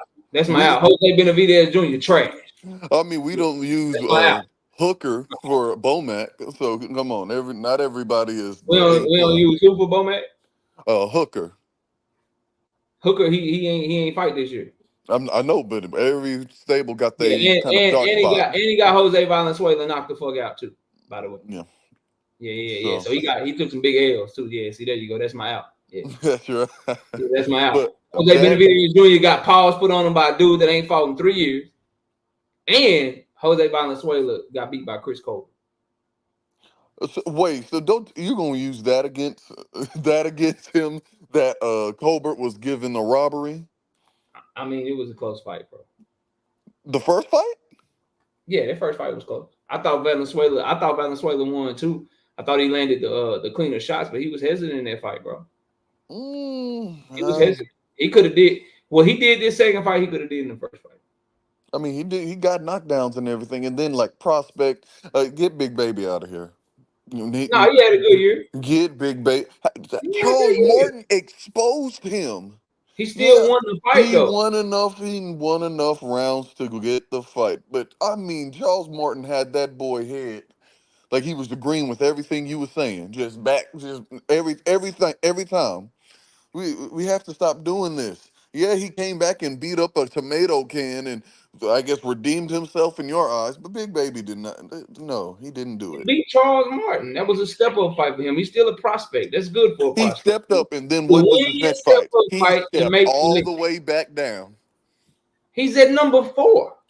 I'm saying he stepped all the way back down. Charles Martin was a step too high. Oof, I got rid of that. You know that heavy bag? Yeah, I'm gonna fight him next. Sometimes you gotta make it, but he's at He number didn't 4. stay at that level. So where would you have him? Who would you Not put on the list? Who would you put there? I would put Kid Austin. He fighting trash can juice. Whoa. So you can't then give me that Big Baby's resume is this awesome thing when he stepped up. It was like, no, this is a level too high, and then came back and fought a heavy bag. Has not fought anyone as good as Charles Martin ever. Kid Austin is also still younger. That's fine, but they're prospects. I don't go by their age. He has a better win. He has a better win this year. Jared Anderson has a better win this year than Floyd Schofield has had his entire career. I cannot put him in front of him, bro. Man, we talking. Hey, KO, you got to take this. I don't know if that's the real ratio doing there. Oh shit! The fuck? I just happened to look at my screen and like, what the hell? Damn, hey man, stop hating. Y'all stop hating. Shit. Thank you, bro. Appreciate that. Yeah. Other than that, obviously we had to reward Loma since he got robbed, so we had to give him some type of trophy. Appreciate that, Brian. Yeah, I wasn't paying no attention. God damn. Here comes the nonsense. All right, let me go to Mahari. Mahari, go ahead. Hey, what's up, KO Ed? First off, I just want to say thank you for the rinse. Appreciate it. Yes, sir. I will say, when in terms of the top 5, I don't agree that Inoue should have been number 1. I would have put him at least at number 3. And then here's what I would have done. I would have put a Devin Haney number 1, Benavidez number 2. I would have put in Inoue at least. I would put Benavidez in number 3 and Inoue at 4. You know what I mean? And because I just think that Devin Haney had better wins this year than Inoue did. I'm not saying that Inoue doesn't belong in the top 5 because that'd be outrageous, but I think that Devin Haney and what he did this year, becoming undisputed, then moving and then defending those belts, and then also moving up to 140 and beating a feared fighter in Regis Prograis, I think that to me, he's done a lot more impressive work this year than what Inoue did. So I don't agree with number 1, but I'm not going to argue top 5. I just think Devin Haney did much more this year than what Inoue did. Not to take anything away from it. Already, we're going to Bullet. Bullet, what's up, man? All right, can y'all hear me loud and clear? Yeah, loud and clear, bro.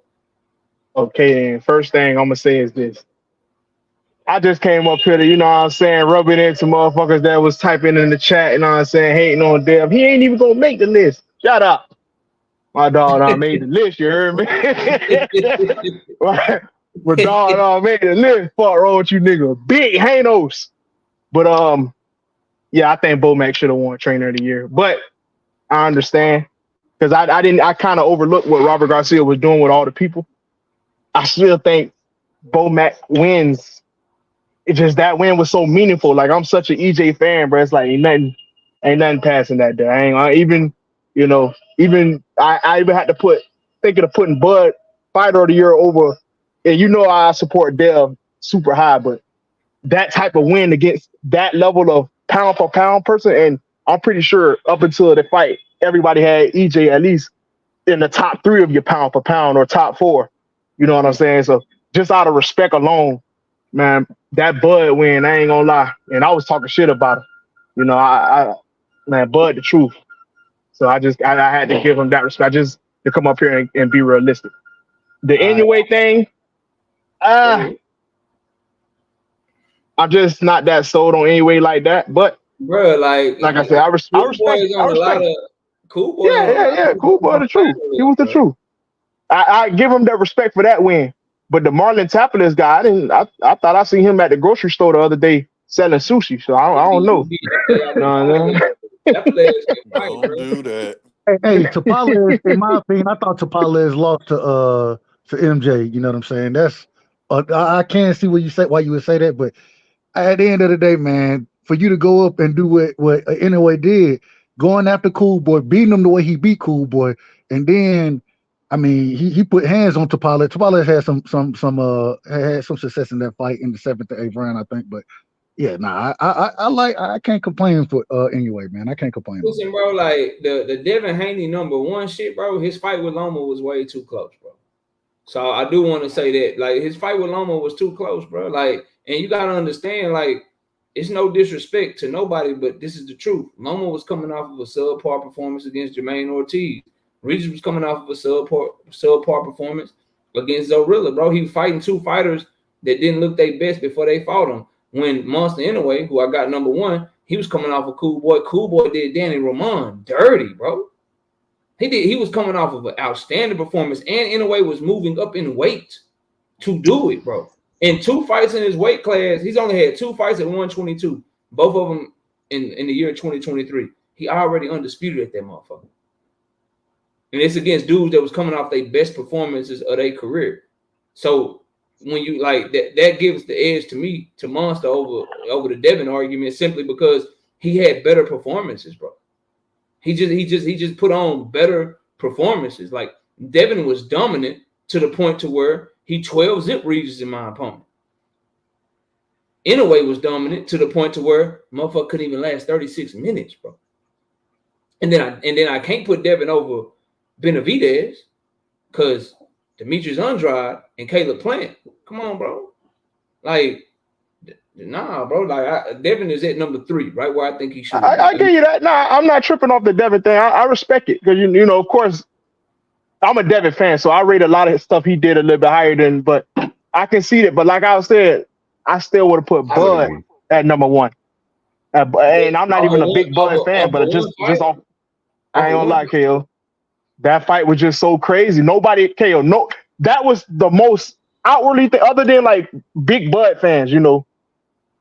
That was the most non-thinkable thing that could have happened to most of the YouTube boxing fans, because Bud was the favorite. But the same way that people were saying that, bro, most of the people here on YouTube, bro, the American fight fans that I interact with all the time, was saying that Cool Boy was about to box circles around Monster, bro.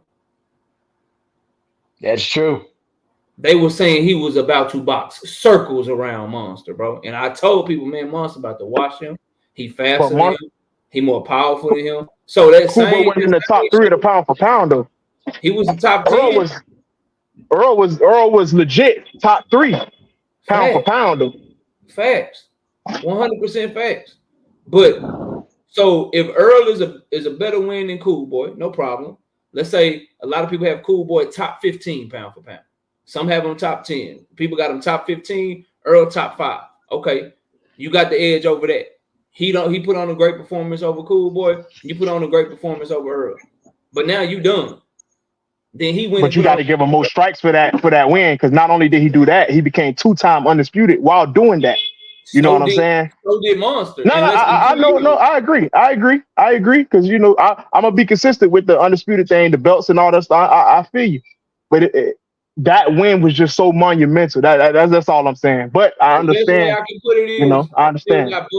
What Bud got me. Best way I can put it for you is, Bud is my pound for pound #1 fighter in the world still. And Bud probably if there was a category performance of the year, I think Bud would get the performer of the year. Yeah. I agree for sure. But he's pound for pound #1, but fighter of the year, like who had the better year, capturing undisputed in 6 months, bro.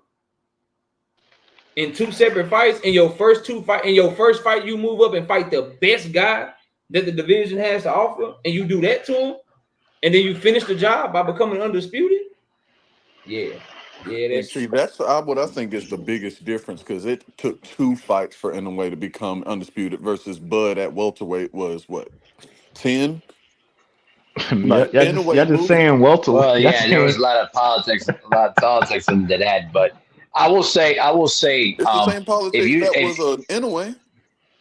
Not really. True. Well, not really, if you think about it. But I will say that, to respond to what Kale said about Devin, if you say that Benavidez should be #1, I wouldn't argue with that either, because he beat Caleb Plant. I lost $50 off of that fight because I thought Caleb Plant would outbox Benavidez, but Benavidez's gas tank is unlimited. I don't know what's in that man, but he just keeps going for the full 36. Then he goes in there and then he beats That's all work right there. Right. And he not just beats him up, but he actually stops him. I never thought David Benavidez would stop, Demetrius Andrade, but he did that. So, I mean, I wouldn't argue that. I wouldn't argue if you say Benavidez deserves to be fighter of the year. I'm cool with that either way. I think Benavidez and Haney and Crawford did outstanding work. I will say that Crawford only had 1 fight, but it was the biggest fight of the decade for undisputed. This was the fight that many people wanted to see for years, and he went in there and pulled off a massive upset. So you legit think Haney had a better year than Monster? Yeah, I do. I really do. Yes. I disagree with that, but I ain't mad at you. I understand.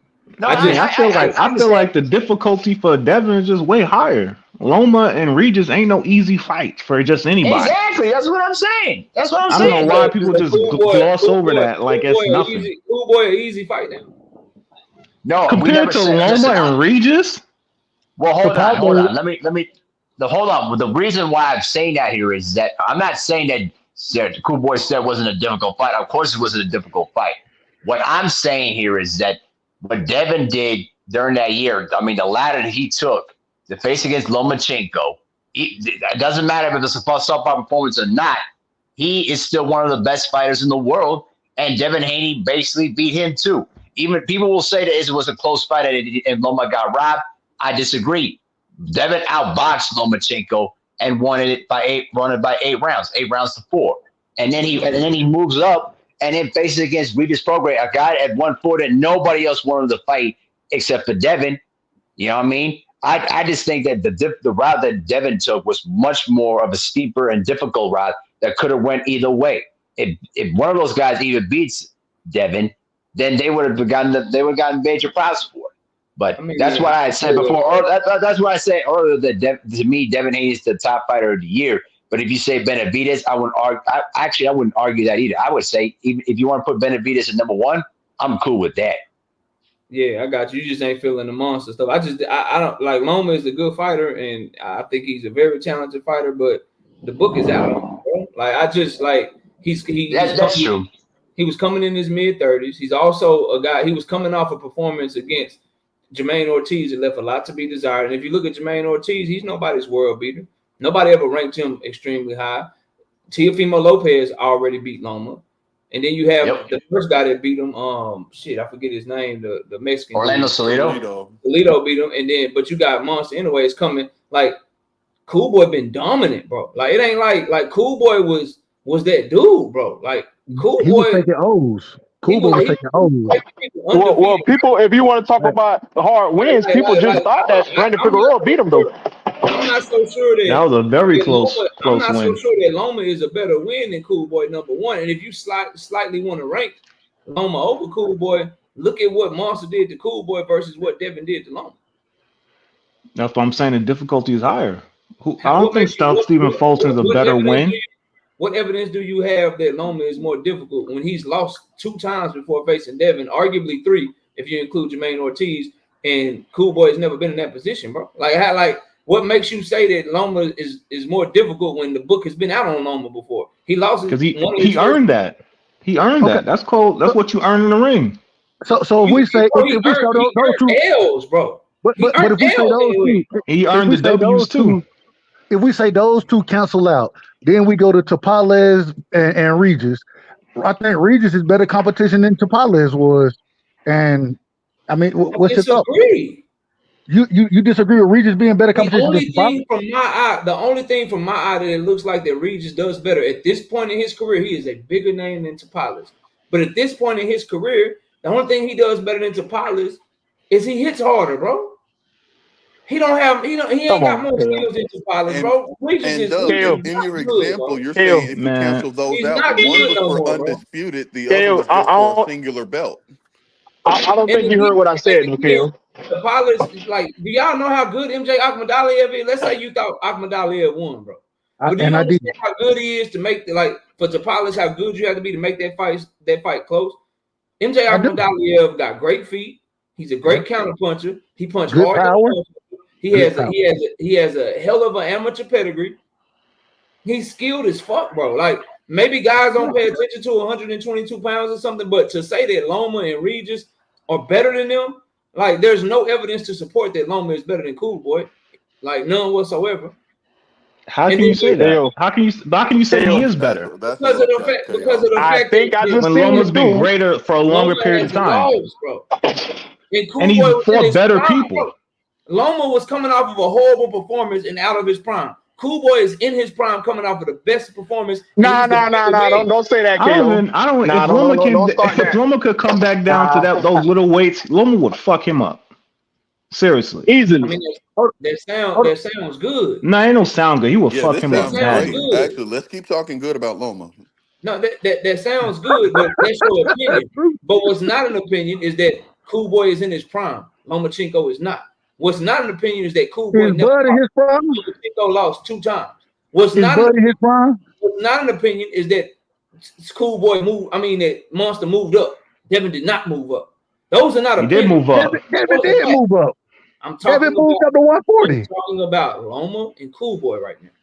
Okay, just that. I'm talking about Loma. I'm talking about one guy who just got the belts off his best performance. He only got one good performance. He got the belts off. Cool Boy win. And Cool Boy went back down to that weight class. Who went back down? Cool Boy. Cool Boy went back down where? Didn't he go up for Figueroa? Did he come back down? Or am I getting that wrong? No, sir. No, sir. I apologize. We got fake news on here. My bad. No, you good, bro. You good. We just talking. But all I'm telling you is this, bro. There's no evidence to support that Loma is a better win based on facts. If Loma and Cool Boy fought, and they fought at 135, I favor Loma because he's used to the weight.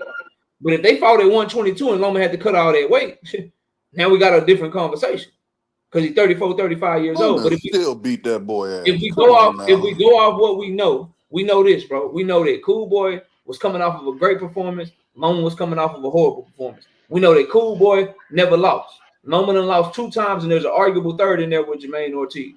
We know that Cool Boy is in his prime. Lomachenko is not in his prime. We know that Monster had to move up to fight Cool Boy.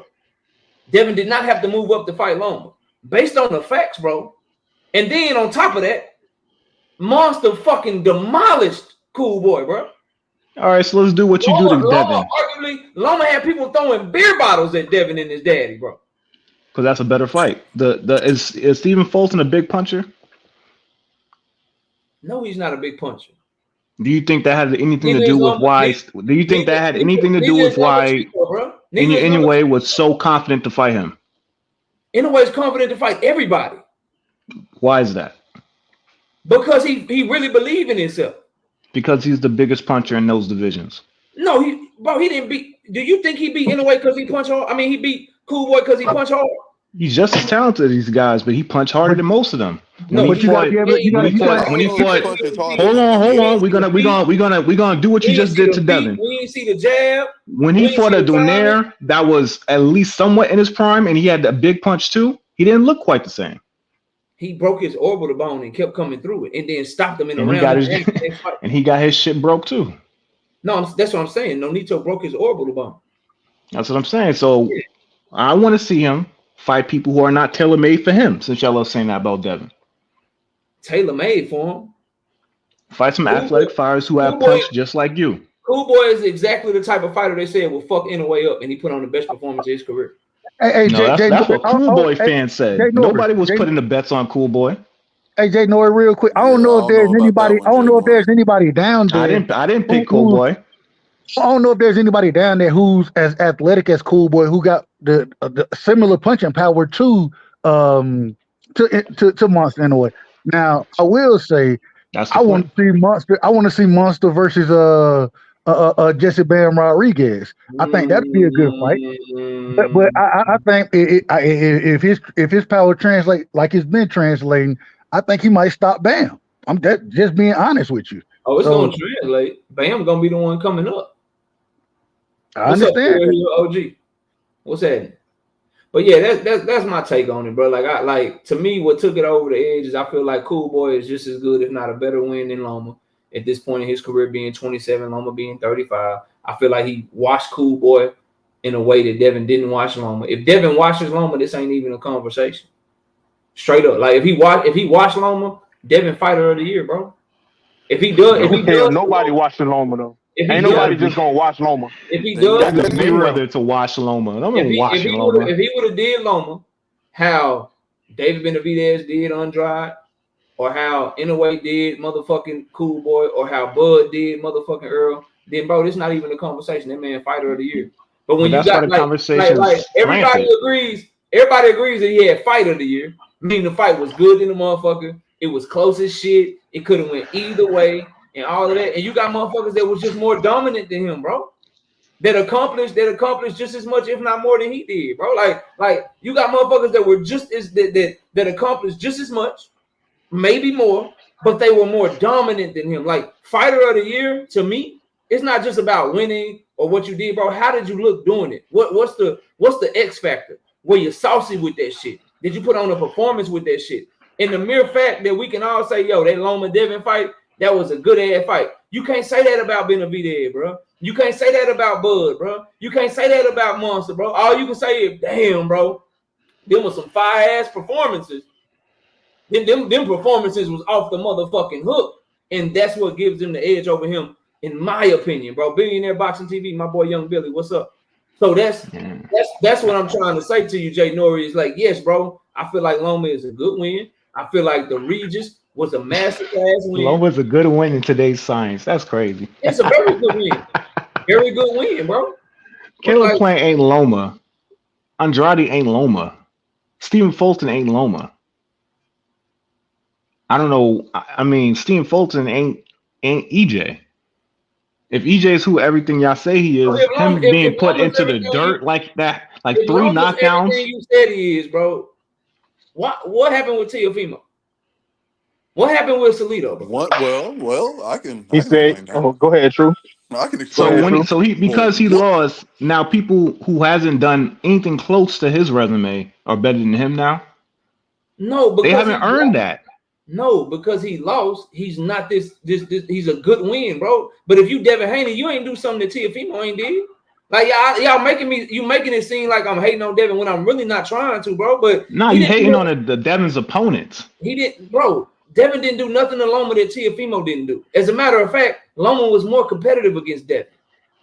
Yeah, bro. Like Loma gave T.O. that business too. Devin didn't do anything to Loma. But K.O., that goes to the level of opposition. That's what I'm saying. Loma was higher ranked. Was higher ranked. But unless you're telling me T.O. ain't good I'm not even either. arguing that. that was never even my argument. So what I was saying was, I thought I could have sworn I seen Topalis at my local grocery store telling him to shave off, the skin of the salmon. You know what I'm saying? That's That sound good, bro. He was That probably sound standing good. next to Devin Haney, next opponent. That sounds good, but I saw Topalis take on the dangerous puncher, the hardest puncher, the second hardest puncher since Monsters there at 122 pounds, former Olympian, unified champion, dangerous ass counter puncher, great footwork. I saw him take on A dog. at my dog. local grocery store. I saw him take on a dog. Did you see what MJ Akhmadaliev just did this past week? Yeah, And his title eliminator? Like, y'all gotta put some respect on these fighters' name. Like, start following the smaller weight classes, bro. Y'all sleep. We got Bella. Go ahead. You right. Go ahead, Bella. I thought Topalis fought actually pretty well to say he was in there with Monster. But salute to KO, salute to the panel. I saw all the lists, and I definitely agreed with knockout of the year. That was also my knockout of the year. Nakatani, when he oh my god, when he knocked out Maloney, it sounded like a bomb went off. And then I thought Mendoza, Fundora was going to be number 2, but it was still top 5. I thought pretty much I agreed with who all was in the top 5 for your lists. Mm-hmm. Some of them I disagree with, but for the most part, I agreed with who was in the top 5. Just the order. With the order. Yeah. Okay. Here's the thing, right? It's not complaining to say, why are you snubbing me? Or why are you snubbing my peoples? Come on, like number 2, Bomac, come on, like trainer of the year, easy. Like number 2, we don't do this to be number 2. We do this to be number 1. Number 2 to Robert Garcia, and Robert Garcia had a great year. Has some notable wins, some notable losses and some drama too. But he had some great wins this year. And then Bomac, I just don't understand it. How could Bomac be number 2? But it's okay. And are we really? I mean, fighter of the year. Come on, KO. We're not doing this. Number 4. Number 4. Nah, we're not doing this. I'm sorry.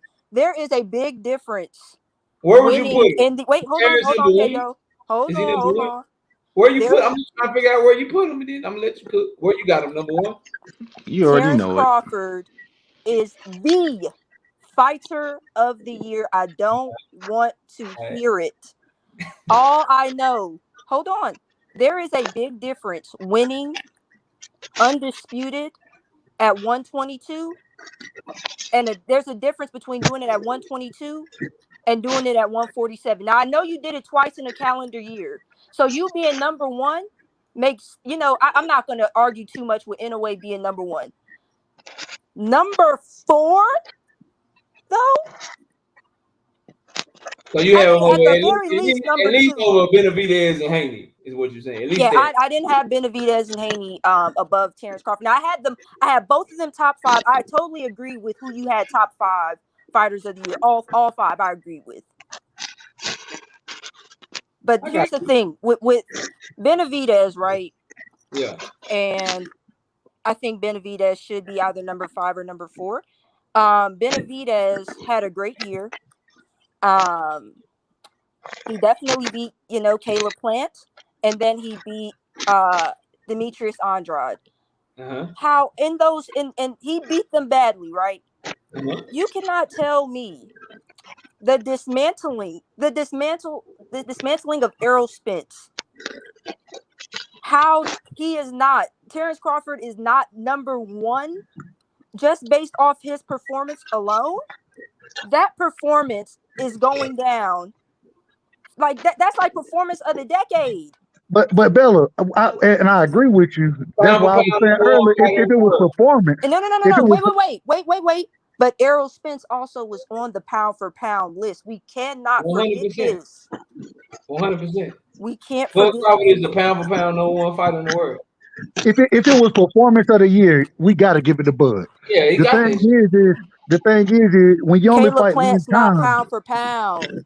Hold on, Demetrius Andrade's not pound for pound. But they good fighters. Nah, I can't do it. I If they can't. don't The number, I can't. the number one pound for pound fighter has the fight of the decade.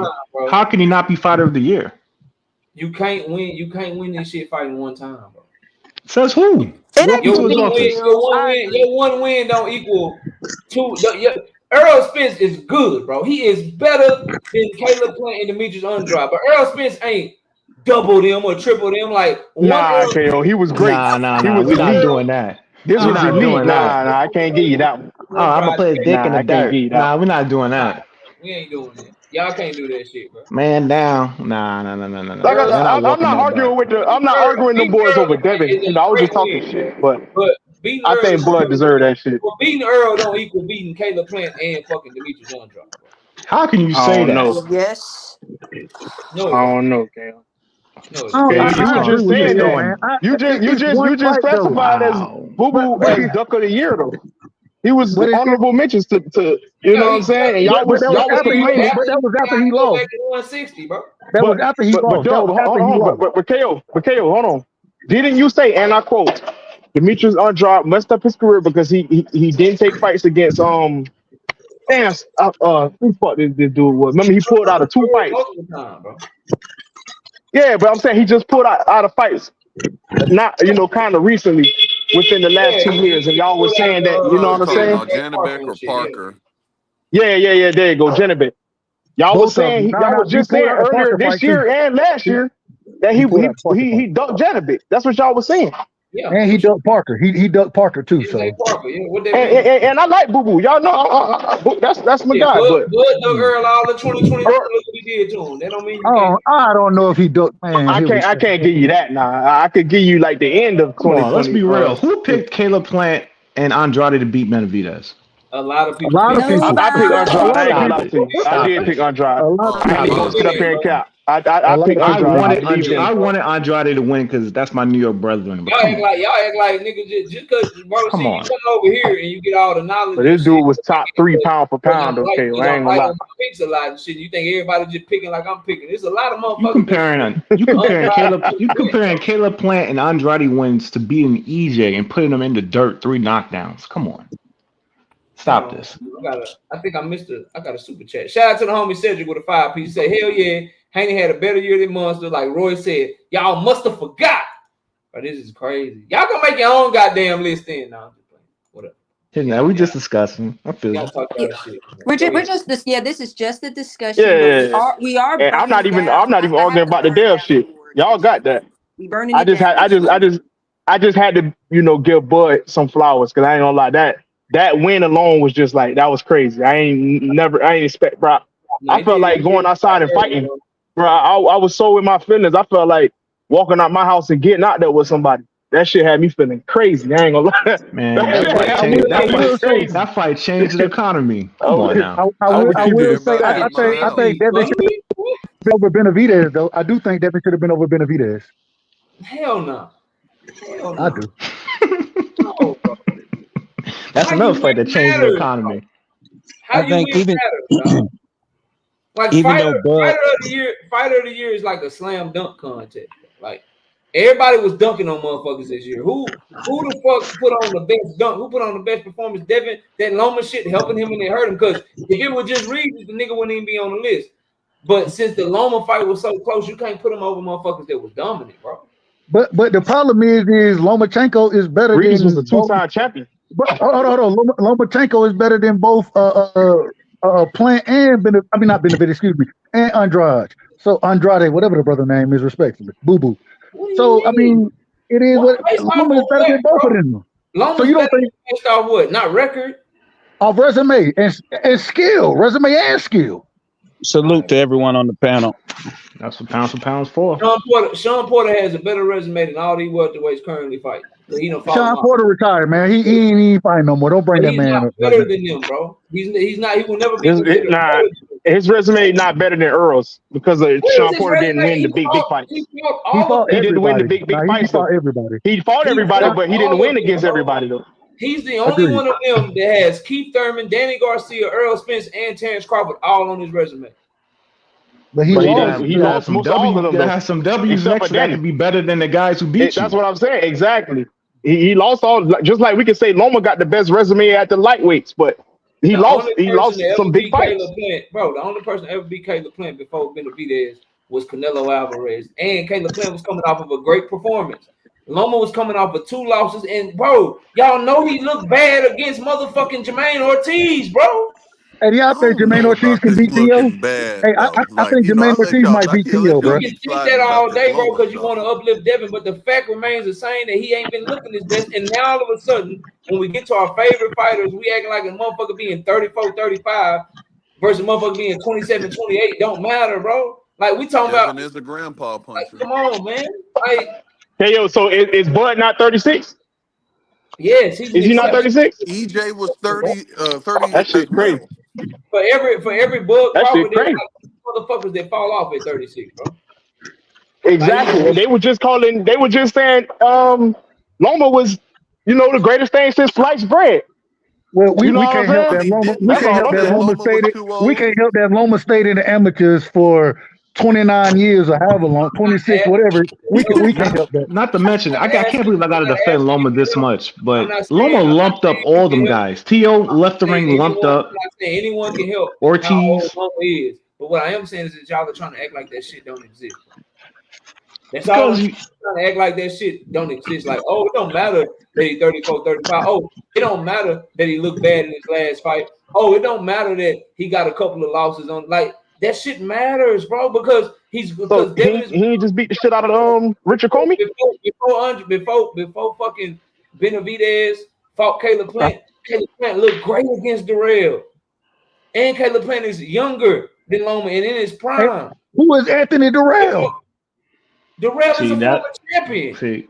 But Yeah, he's he old. had a Here we belt. go. He's Here we old. go. Here we go. He's a former champion, and he looked good. And he looked good. Hold on. Is he And he old? looked Is he good. He old? older than Loma. Is he old? Is he Yeah, old? Using the same logic you're using, KO, was Darrell old in that fight? Yes or no? Yes. Okay, then. So if we're gonna use that logic, how you gonna bring Anthony Darrell up when you sit here saying the same thing about older fighters? Man, how you What look? are we talking about? How you look? Is Andrade old? Is he an old fighter too?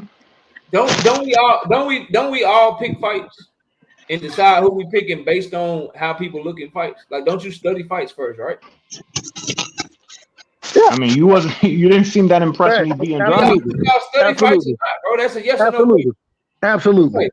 So you can look at Loma and say, see, if he was athletic, he has good feet. He gave Loma a lot of problems. Jermaine Ortiz is athletic. He has good. He gave Loma a lot of problems. They said Loma was hurt in that Teal fight though. That's all I'm saying. Hold on. Loma was younger when he fought both of those guys. Could not come to a legitimate conclusion that maybe he's lost a step. He's fighting above his weight class. All right, so let's even the scales. You got Devin Haney who's struggling to make weight, fighting the number 3 fighter in the division. Bullet. He fought Richard Comey in 2021. What he had just did was fight Jermaine Ortiz, bro. That's what he had just done. Off of a layoff, though. Off of a long layoff. So you got Loma looking bad in his last fight. You got Devin struggling to make weight. Does that don't even the scales enough for you? No, he struggled to make 140 too. And he looked better at 140. But he struggled to make weight at 140. That don't even the scales? He struggled to make weight against Camboso. Since Loma is so old and he's not impressive no more, you got one fighter old and unimpressive. Loma is not, bro. Loma you got one who can't even make the weight. You're twisting my words, bro. I know y'all. No, I'm just talking. Loma is an impressive win. It's just not more impressive than what David Benavidez did, and it's not more impressive than what Monster did. That's all I'm telling you. It's bro. It's like thousands of people that box, and I'm telling y'all that I legitimately think only 2 people had a better year than this young man. Only 2.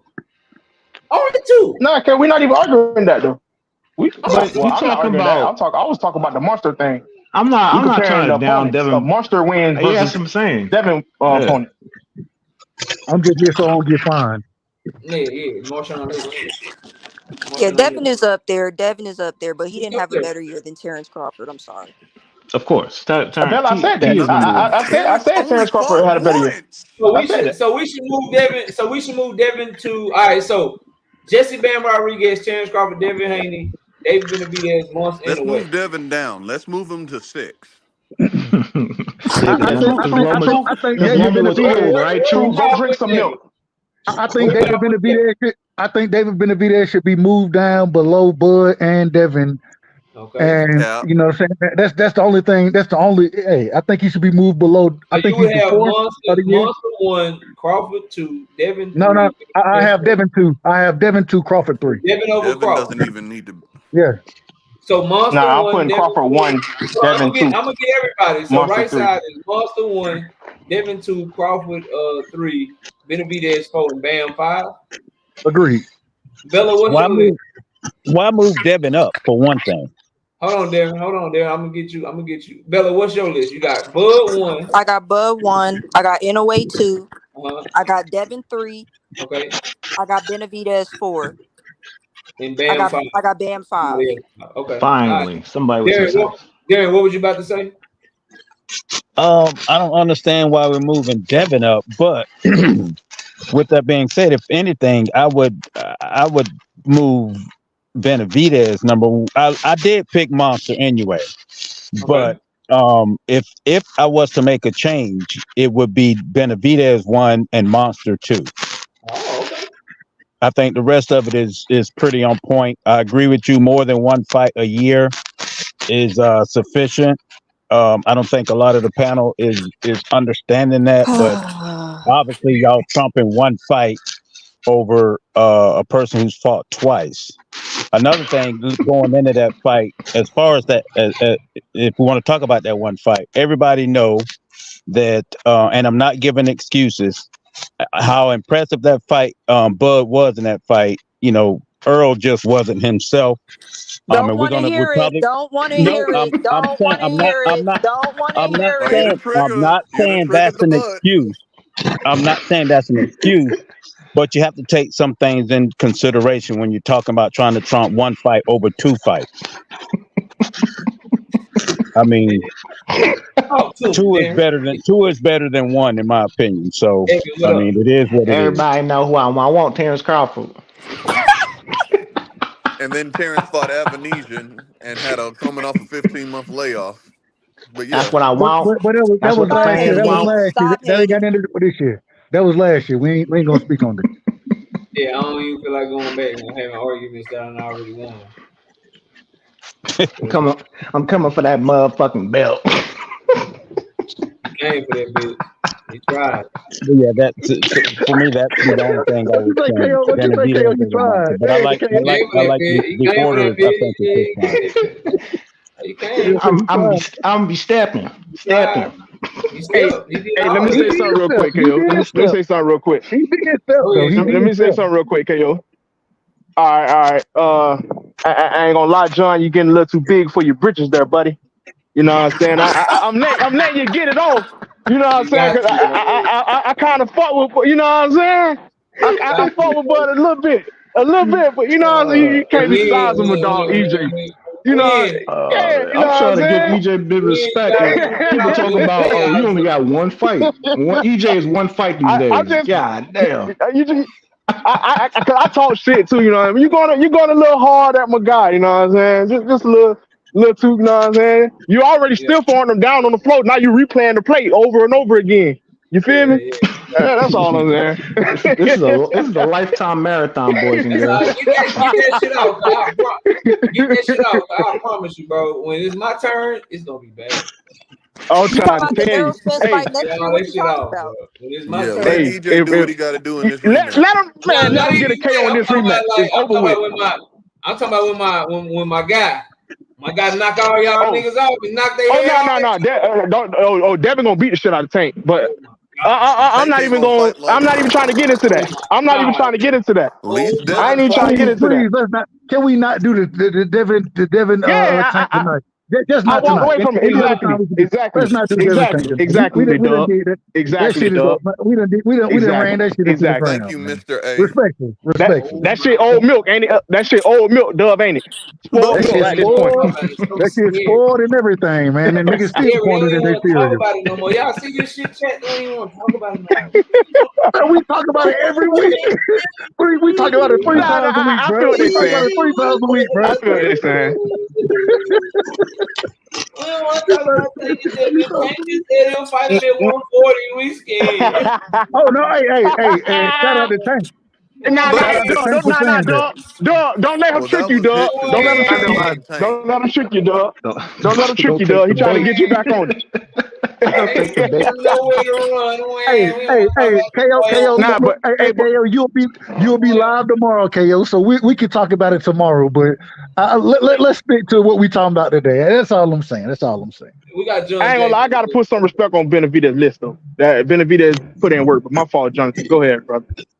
And I am impressed that Tank did not make anything more than an honorable mention tonight. Why would I do that?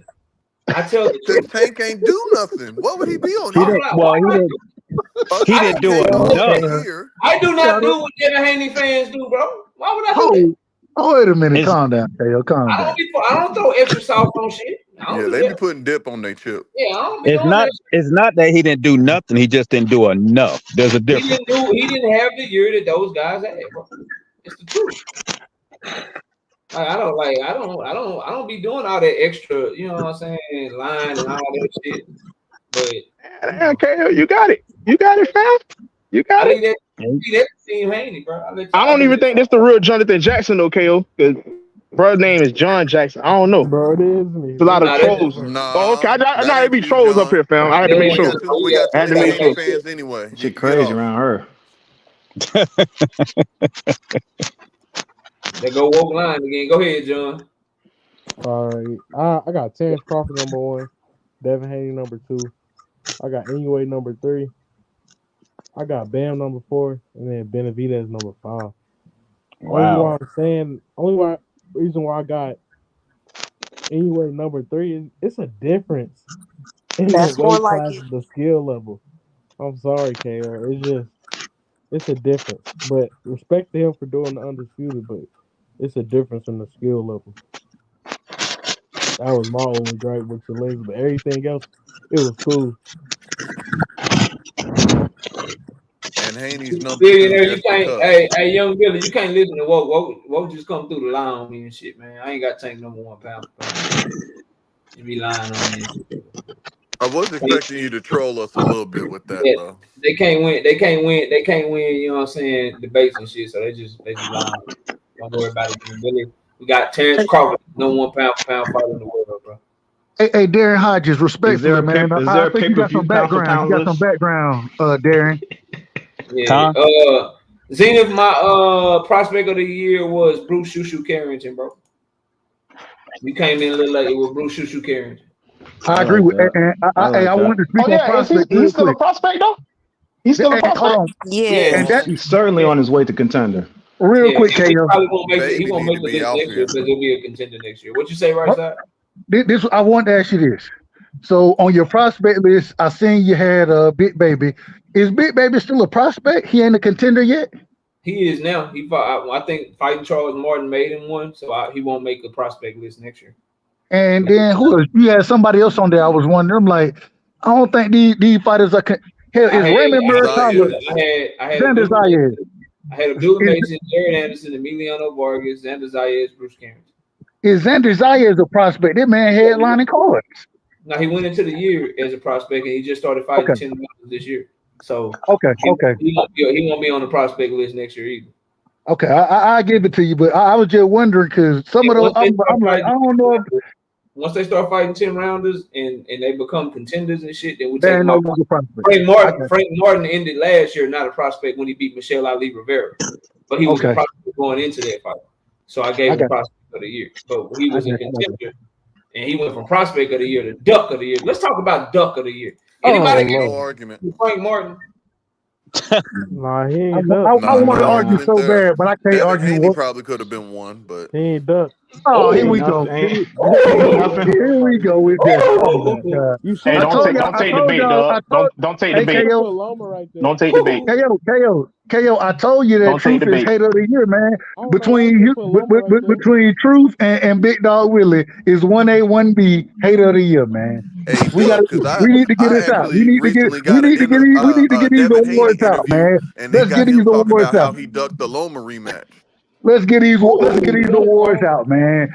Truth He broke his and spirit. Big Dog He Willie, feel like 1A, fight 1B all hater of year. the year, man. Hater of the year. Hey Dub, there's an I, interview out that Devin Why? Haney talking about he Where ducked the Loma Loma at? rematch. That nigga's been hiding.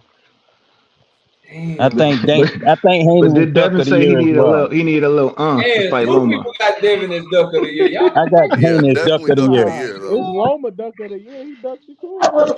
Hey Nah, Darren, it's hey Loma Darren, duck of the year, and he just I think it's Wait, your bedtime, buddy. I think it's your Esau bedtime. Cruz. Go ahead and drink some hot milk and take a E- nap. Tell about Eastside Cruz, man. Esau I Cruz need is duck of the somebody. year. Y'all just What? gonna let What? these men. Y'all gonna let these men Okay. call Devin duck of the year like and that? Y'all ain't really, gonna say nothing. I'm Bro, finna mess the whole KO, if panel it's up. not Bill fact, shouldn't be bro, trainer of the it's year. not the Loma truth. should be trainer We of the know year it's for not the that truth. lesson he gave Devin. Loma should be trainer of the year. Once Loma. again, the hater. We That's can't some trust none that the hater. clean hate right We there. can't trust nothing Sanitized that the hate. hater of the year. We can't trust none that the hater of the year gonna tell us. We can't trust them. Respectfully to him, we can't trust this man. True, Respectfully, Loma taught because Devin everything he it need needed to for be that Regis be fight. black. I gotta It hear need this to shit be though. black Cause live Tanjiro. Is it I'm Tanjiro? messing this motherfucker. I'm petty. I'm petty and I'm messy. So I got truth. Why is Devin Haney the duck of the year in your eyes, bro? Why do you well, give it to him over Frank Martin? just simply the whole Shakur fallout, and I mean, till this day, they Here still come the talking cap. about Here come the somebody that cap. he done dropped the Here come belt the I cap. agree and was 100%. I agree. mandated to make a decision. But he Damn, the go to only bed. person in history where he gave two supposed offers, ducked all of his belts, and chose to fight another fighter, but got credit for beating him, even though he never got in the rings and dropped his belts to not fight him. But he got credit.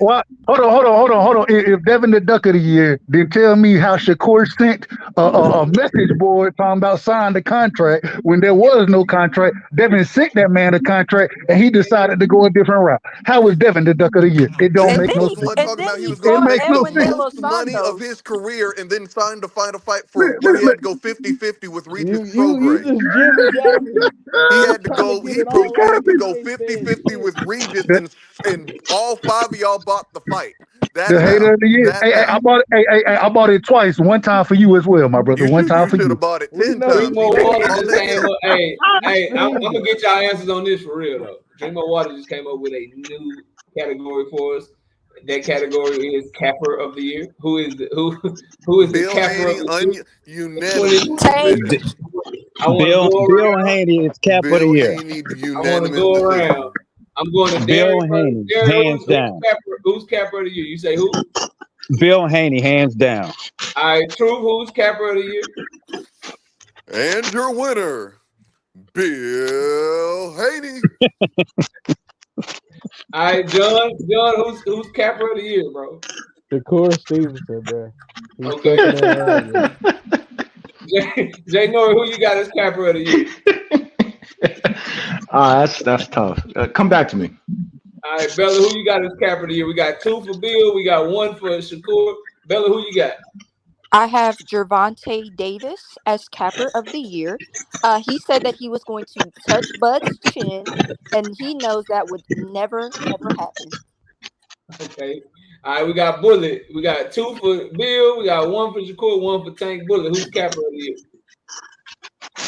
Proof and Big Dog Willie tied as capper of the year. It's not subjugated to just boxers. We got these guys that come up here. No, it's One a of them boxing exposed award. You themselves. can't make up your own. Hey, Bullet, One of them you exposed hating, themselves. boy. You One of hating, them. boy. Hey, real quick. You need Hey, Darren, mute yourself, man. You got this feedback, man. You're messing the show up. Mute yourself, Darren, respectfully, man. You got some feedback. Oh, I ain't hear no feedback yet, Darren. We don't need the feedback. Oh yeah, and KO, I gotta add in Darren as honorable mention for coming up on the panel for the second time I ever see him saying some nonsense. It's time for you to take a nap, buddy. But go ahead. Boy, you He said Haney he ain't fans going with no mad. boxers. We got Dub. Who is the capper of the year? Ellie Setback, reporting Capper of the year. This man knows nothing about box. He want to get in there, ask questions that he want certain answer to, and argue with the niggas. Robert Garcia, main individual, want to argue with these folks over what true boxing aficionados know. Ellie Setback, Capper of the year, man. Ellie Setback reporting. All right, so I got 2 for Bill. I got 1 for Shakur. I got 1 for Tank. I got 1 for Ellie. Bullet voted on the YouTube community cappers, and then we got Jalen who's the capper of the year, man. I gotta say Derek James. I agree with that too, and I agree with that too. I had to think hard. I'm like, who's really capping the most today? That dude was capping a lot. He was capping a lot. I'm fucking done, bro. But hey, you got remember, that Bud's mom wasn't supposed to be dancing. He was capping a lot, dog. Oh shit. Ryan Garcia, man, working that shoulder roll. Hey, that's wild, man. That's Hey, wild. hold on up. I gotta get Derek James credit because according to Ryan, Derek came back and said, "You better not ever do that shit no more." So, hey, shout out to Derek for telling Ryan not to do that bullshit. You should have told him that in the ring. Oh, the man with the game plan. 2023 turned out much different than 2022. Hey, John Norrie, what? Dudes was at the top, they at the bottom. Now, Derek James got trainer of the year 2022, 2023. You can't even make the list, boy. Then you got Frank Martin, prospect of the year, now he's buck of the year. It's all bad. But one thing does remain the same. Bill Haney will win capper of the year every year, though. There we go. There we go. He is the winner of that shit every year. Hey, now KO. They got close a lot tonight. They almost got fighter of the year. And he should get promoter of the year as well. But they can go home knowing that they won capper of the year. Hey, KO, hold on now, KO. Hold on, KO. Now, if we're gonna call Bill cap, if we're gonna say that, then we gotta say the same thing about Calvin Ford. Cause that man, he been capping this whole year as well. Hey, don't say take name for the entire 2024. What kind of cap is that, nigga? Come on, man. Man, it's 1A, 1B if that's the route you want to take. At least an honorable mention. You can say that one, and then I'm gonna give you we stand at 135 for the rest of the year. Now give me another Calvin Ford when I give you another Bill Haney. We can do this shit all night. They stayed at 135 the rest of the year, though. They was at Let's see they was there for the rest of the year. I really want to play this game. We can do this shit. How can someone trying to fight in another division? Another cap. We can do this shit. KO trying hard to get y'all to that conversation. What's your next one, right? Hey, KO. I respectfully and Doug right side voice. I respectfully back out of this conversation. You will not get me involved in this nonsense. Nah. We're going to 140, bro. Another cap is we'll go down to 135 if the money is right. And we know Tank Davis is the biggest money fight in boxing right now for him. Well, Tank ain't never sent an offer. He ain't sent an offer for Devin to come back down. Derek, and now Tank Derek, you I don't know how much cap it was. But I don't know how much cap it was. I don't know how much cap it was. We're talking about capping, not whether someone will do something. No, we're talking about capping. Did you warm up the milk yet? It's time for you to go to bed. I mean, call it what you want. Hold on, this is serious question. What did poor Super Matias do to deserve this shit, man? What did he do, man? What did he do to deserve what? To deserve what? That fake $4 million. Hey, I thought wait a minute. KO. Let me say this, KO. I do agree with you. Hold on, wait a minute. I do agree with you to some degree. Because when Bill said we called him and he called the wrong individual, right? But then, according to Subriel Matias' trainer, he came back and he mediated the conversation between Bill and Subriel Matias' manager. So, how much cap is it if he called the wrong? Wait a minute.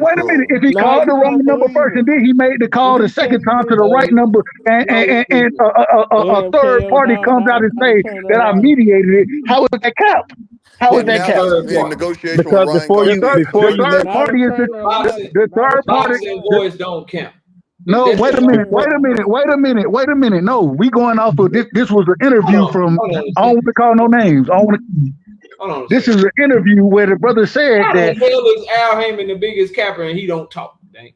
Who said Al Heyman? Ain't nobody said Al Heyman. Dank Wild. He don't even talk, bro. Hey, Dang father funny, dog. Hey, Dang, my brother, I can't defend that one. Dang, we ain't never heard from Al Heyman, so I don't know how you capping if we ain't never heard from him. Oh, you saying it ain't cap since Bill tried to come back and clean up the lot? He didn't clean it up. He talked to the right individuals. No, he didn't.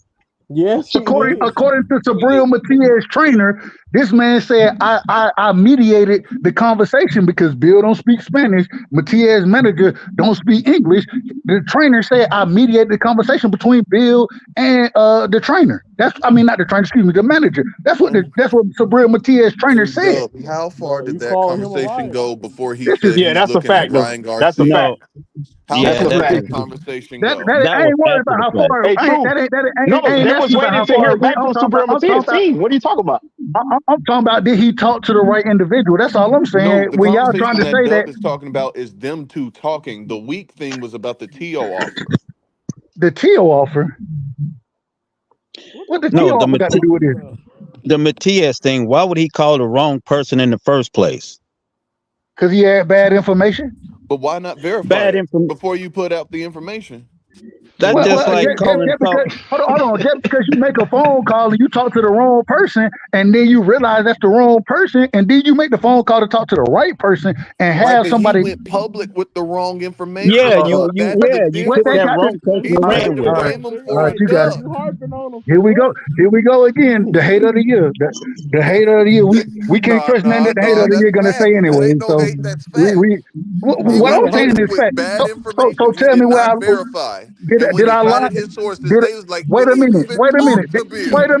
Did I lie when I said that the trainer of Matias came back and said he mediated a conversation between Bill and Subriel Matias, his manager? When his trainer comes and say I mediated that conversation, am I lying? That's irrelevant. No, answer the question. Am I lying? Y'all niggas won't even answer the question. Y'all won't even answer the question, but y'all won't answer no question. It's only irrelevant if you can prove Bill called the wrong guy knowingly. You're stuck in narrative.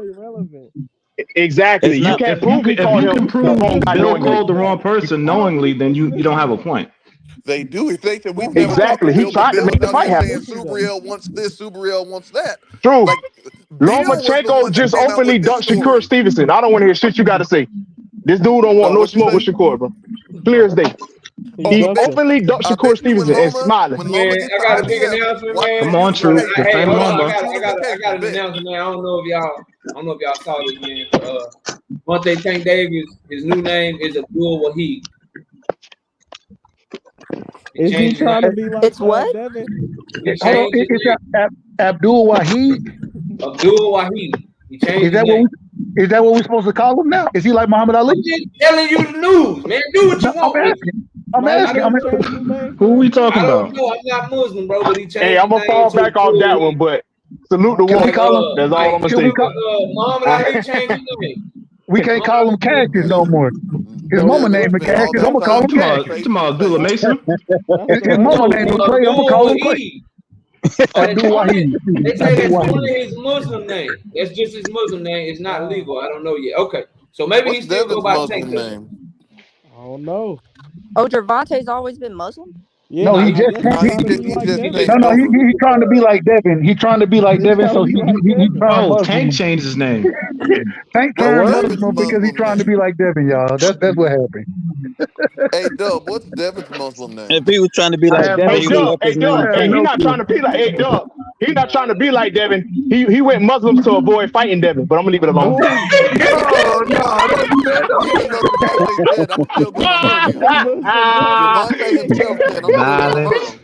Violence, brother.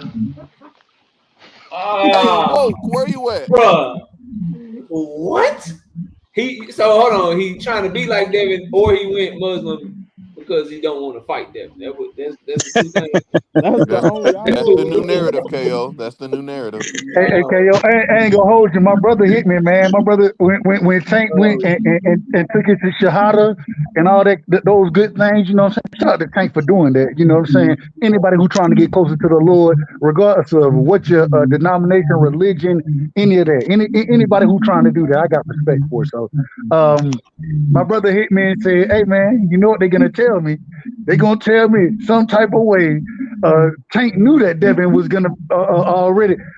Tank knew Devin was gonna be a Muslim before Devin did, and so Devin was trying to copy Tank. That's what really happened. Devin was copying Tank, going converting to Islam. That's what they're gonna tell me. Is it his coach Calvin Ford, a devout Muslim, bro? I have no clue. Nah. I think he. You know, I had to hop up for the jokes, KO. I have no clue. Have you y'all saw how Devin Haney, he sent Tank an offer, he went and changed his name so it didn't apply to him no more. That's a crazy dude. He ducking the fight. Hey, go ahead, man. Hold on. What offer did Devin Haney send Tank Davis? Here we go. Calvin Ford already confirmed his offer, KO. That boy said ain't no 20 million coming to my name. My name is Fahad Rashid. What you just said the name was? Tank Davis, bro. I'm curious. I just want to hear you say it. Hey, Whatever him and Eddie Hearn. I want to hear you say it, Whoa. Hey, whatever him and Eddie Hearn talked about when he called Eddie Hearn back. I want to hear the offer. Whatever him and Eddie Hearn talked about. Him and Eddie Hearn didn't talk. Yes, Tank confirmed. Hold on, wait a minute. Tank confirmed. Yeah, they had another conversation, KO. Yeah, recently. He called Eddie Hearn. They did. Tank said he called Eddie Hearn. Tank said Tank Davis said no.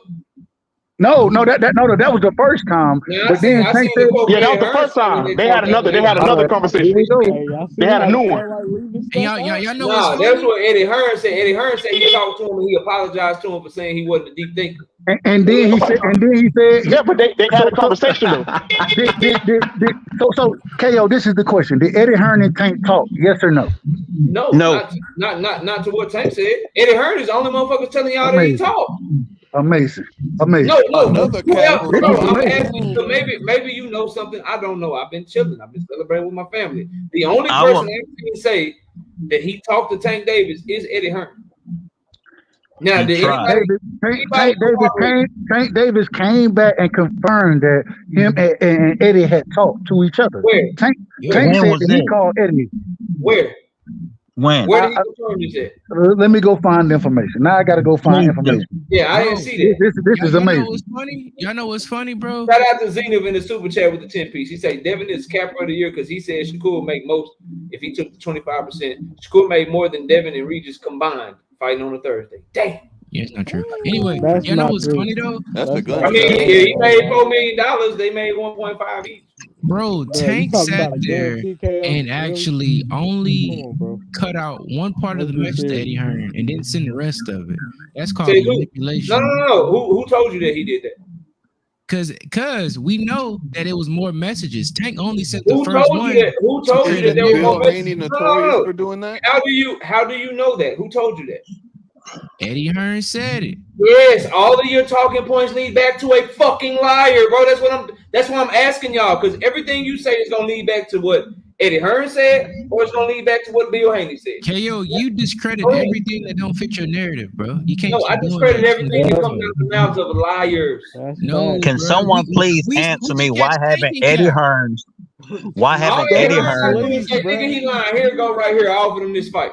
That's all he got to do. Eddie don't expose text messages. Tank, but he'll tell you that he did it. But he'll tell you that he did, and then expect you to believe his word, even though he know he's a lying piece of shit. If Tank is telling the truth, why didn't he show the full messages? Why he only showed one part? He did show the full message. That's what you think. Because Eddie Hearn said so. You act like Tank ain't never lied, KO. You act like Eddie Hearn ain't a bigger lie.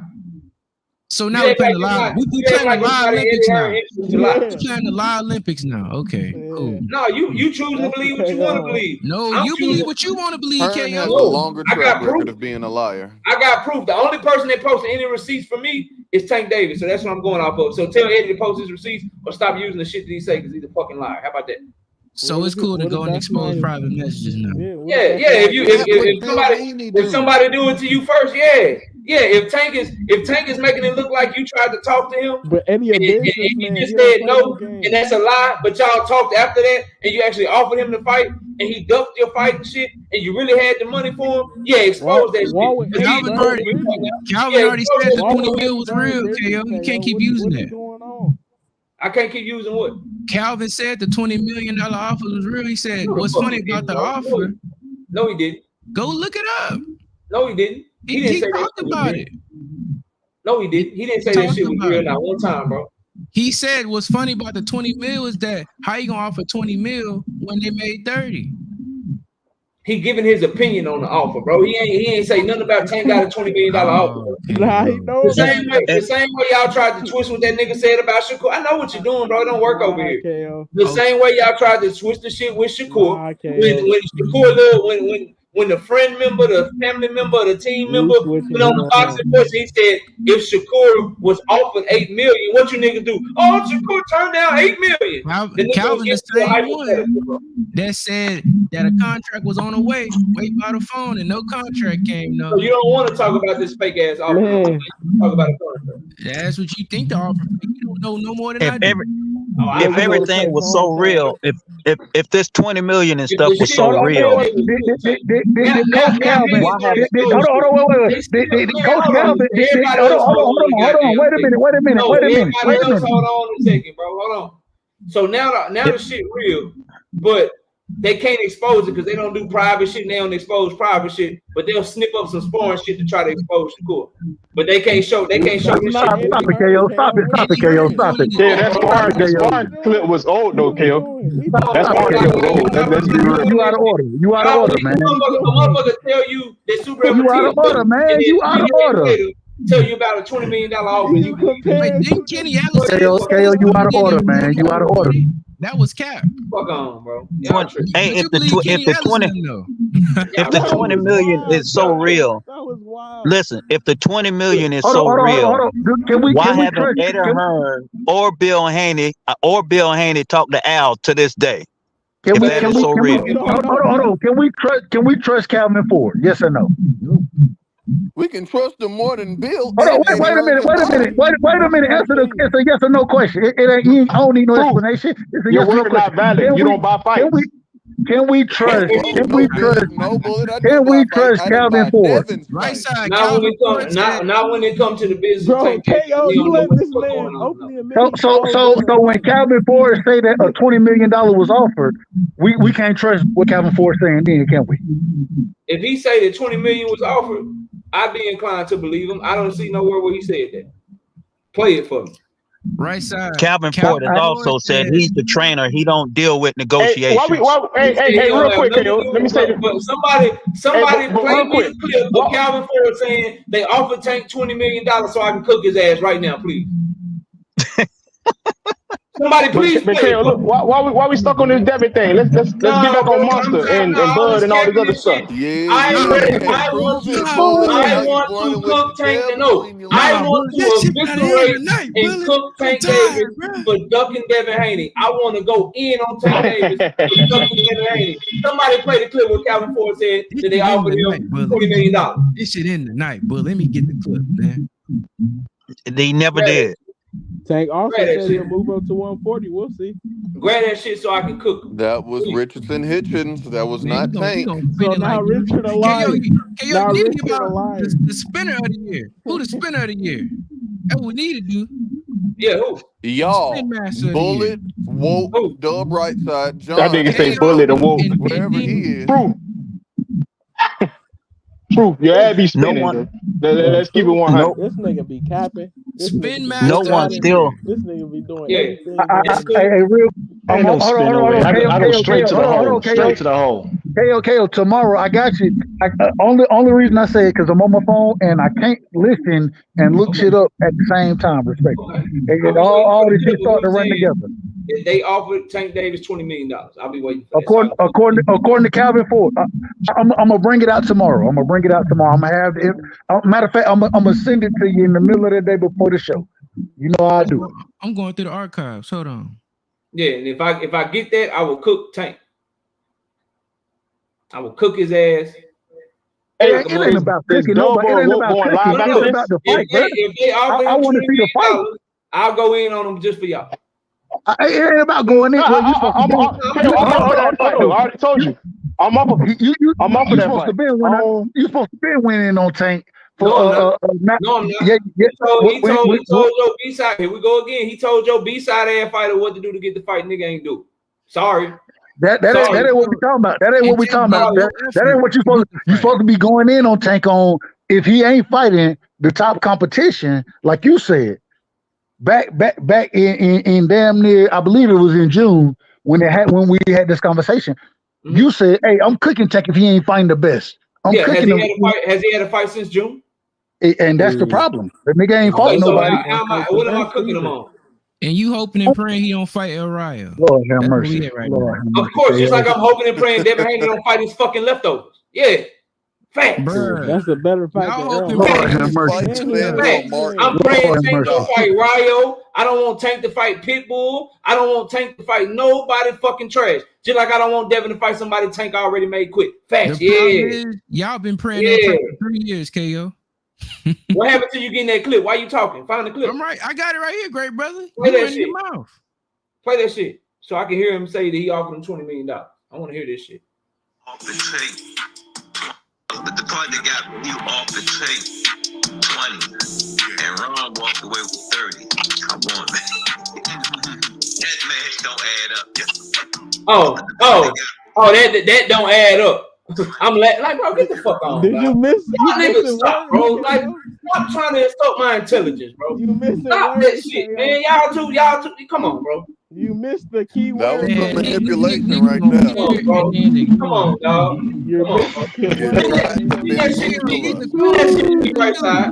Send that shit to me right side. Tomorrow, KO. Tomorrow. This shit is spliced up. I guarantee you it's edited, and the niggas laughing like, come on, that shit don't add up. Like, bro, get the fuck.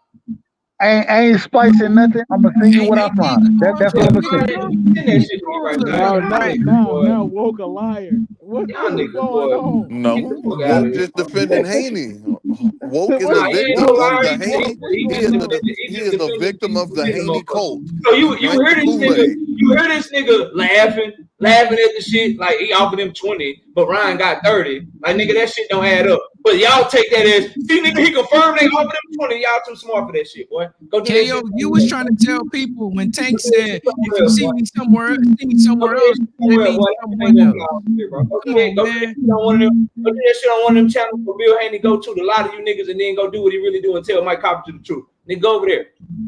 You tried to say somewhere else means someone else, KO. Hey, Bill still don't fit in the day on 78. That's all I'm gonna say. But you never talked about that Tank thing with Al though. That somewhere else thing. You tried to spin that. We need to discuss it. They admit that they're fighting Sandor Martin. No, but man, let's get off this Devin Tank thing, bro. They're not even finna fight. Tank don't want to fight.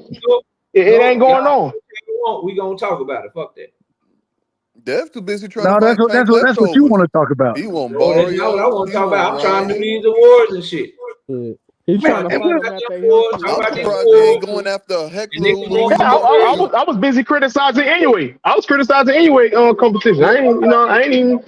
Ain't no nigga gonna tell me that a motherfucker. Could talk about Tank fighting Rayo. Talk about Rayo. KO, can I ask you a question? I trust you. I haven't been able to do research on this, so I know you do your research. I hear that Bob Arum, they trying to sign with Amazon Prime. Is that true, or is that fake news? I can't confirm it. I gotta get with L-Dub on that. I've heard that too. I hope so. That'd be fine. I hope if that's true, right there, that's gonna be crazy. Over there, yeah. That opens up Shakur. That opens up Shakur Tank. Hold on. If Top Rank goes and signs with Amazon, we should get every fight after Al Heyman, the PBC, go and sign with Amazon. That's monumental, because if that's the case, there are no more sides of the street outside of what Matchroom got going on, and we know Matchroom, respectfully to Eddie Hearn, we know that they're gonna pay, but at the same time, a lot of niggas ain't sending fighters over there on that side of the street. So that eliminates one of the sides of the street. Let me put it that way. They can't get a big fight for a motherfucker unless they go to Saudi Arabia. Like, say what y'all want, man. I know. I'm not disagreeing. Well, I'm not talking about you, but I'm talking to everybody, bro. Like, say what y'all want, bro. Like, I know niggas want to ride for Devin, bro, and be on this Johnson and all that shit, bro. But say what you want. Boxing is better when American fighters fighting fucking America, bro. All this Saudi Arabia shit, like, yeah, the card was good on this Saturday, but nigga had to wake up at 10 a.m. to watch that bitch, bro. But the thing is, KO, America, bro. So I hope they go over there. And everybody that's American, they're over at the zone. Bring your ass over to Prime too. Let's get this shit cracking, bro. But I will say this, KO. I gotta say this. Saudi Arabia, in my opinion, I think they good for the sport. Even though I do agree, you got to wake up early as hell to watch these fights. I understand that point of it, but at the same time, I do think because they got that oil money over there, unlimited pockets. Shout out to quote unquote His Excellency. What they call him? His Excellency, Turkey, whatever the brother name is. Shout out to him for putting on. Bro, you gotta like, and I hear you right side, but bro, like Amazon is the 5th largest company in the world. It ain't nothing that Saudi Arabia oil money can buy that Amazon can't buy. It's a $1.5 trillion company. But there's a difference. There's a difference. Like at the end of the day, bro, don't y'all want to be able to go to the Tank and Devin fight? Or there's a difference though. Because if you pushing that shit, you niggas gonna fly y'all gonna fly over there? No, hell no. But there's a difference. Hold on. There's a difference though. There's a difference because when you have that oil money versus what Amazon Prime is bringing, Amazon Prime looking for a return on investments. I do believe that Saudi, they are looking for a return, but if they don't get their return, they money so long that they don't give a fuck if they get a return or not. You feel me? Well, really, with Saudi, it's a part of their recharacterization of their appearance. That's really why they're flushing that money to get the But we also got to acknowledge the fact that Amazon is not paying the fighters. Everybody, hold on. Trillionaires, billionaires, and millionaires don't get that way, and they don't stay that way by consistently just giving out money and not caring about what comes back to them. Eventually, niggas gonna get tired of just giving out money and ain't nothing coming back. Like that shit is only gonna last for so long. What's much more doable is a company that is extremely fucking innovative, that has been growing nonstop, that has put their hands and their feet into everything that they touch and made it a success, is pushing that American-based company that has $1 trillion, that if they threw $100 million a year at boxing, wouldn't even sneeze at having that company be in boxing, so our American stars can stay over here, build their fan base, and fight in America. That is healthier for the sport. That is healthier for boxing. I do not want to see Tank Davis versus Devin Haney in fucking Saudi Arabia because Tank and Devin can get a big fucking bag. Sorry, bro. Sorry, I want to see the fight. I really don't care where they fight. I just want to see them fight. I really don't care where it's at. You should though, because that means if the sport is leaving your country, bro, and the biggest fights got to happen somewhere where they don't care about making money, bro, that's not a sustainable business model, bro. That shit gonna die. It's sustainable it's sustainable for individuals who got unlimited money. And at this current moment in time, because of oil, because of OPEC, because of the politics, geopolitics, because of geopolitics. Yeah, bro. They got money for the long. They got long money, and so if they're gonna Prince wants boxing to be there, that's greater than anything Amazon can bring. That's what I'm saying. That's what I'm saying. $1 trillion in the they don't have a platform. First of all, they have to use the zone's trash ass platform. Prime is a much better platform, so they got to use that platform to distribute it. The time zone is fucked up. I don't give a fuck about none of that. I want to see the fight. If I gotta watch, bro, KO. You're a diehard boxing fan, right side. You're not a casual fan. You're not the one that's pumping money into the sport. You're not the one that's gonna keep boxing alive. You gonna watch boxing? You probably got up at 3 a.m. to watch the Inoue fight, bro. I did. I was at my uncle house. I was at my uncle house watching shit on my phone. What's better for boxing is if these American promoters all get under one American company and they had these fights in Vegas, New York, Atlanta, Texas, Florida, all these different places to build up the sport here in the country and make America the place for boxing. Specifically, when 2 Black American star fighters, one from Baltimore one from Nevada, depending upon what day it is. One day he'll be or from the Bay, or the Bay. We don't know. Whatever y'all want to He's say. from Henderson, Nevada. The normal nigga cannot fly to see them. You're gonna make them be disconnected from their fans and shit. I fuck with Tank. I fuck with Devin, but I'm just a regular nigga from Baltimore. Shit, if he was fighting in Vegas or something, nigga, I could go. But the nigga fighting in Saudi Arabia. Hey, bring Tank and Devin to Atlanta, man. Hey, bring Tank and Devin to Atlanta. Every fight is not going to be in Saudi Arabia. Some of the fights are going to have to be in America. So you keep sending them over there for Saudi Arabia for the big fight, and then they come back over here to America for the bullshit fight. That's going to fuck up their viewership numbers. That's going to fuck up their live gate. That's going to fuck up their ticket sales. And eventually, motherfuckers can only go to a whole nother country to get their can I say something though? Get their fights, bro. Like, no, that's not you. I agree. Hold on. Let me say something real quick. But this is what I'm saying, KO. Because there is no guarantee how much money Amazon is actually willing to put in boxing. Yes, boxing is going over there, but Amazon is not the one paying the fighters.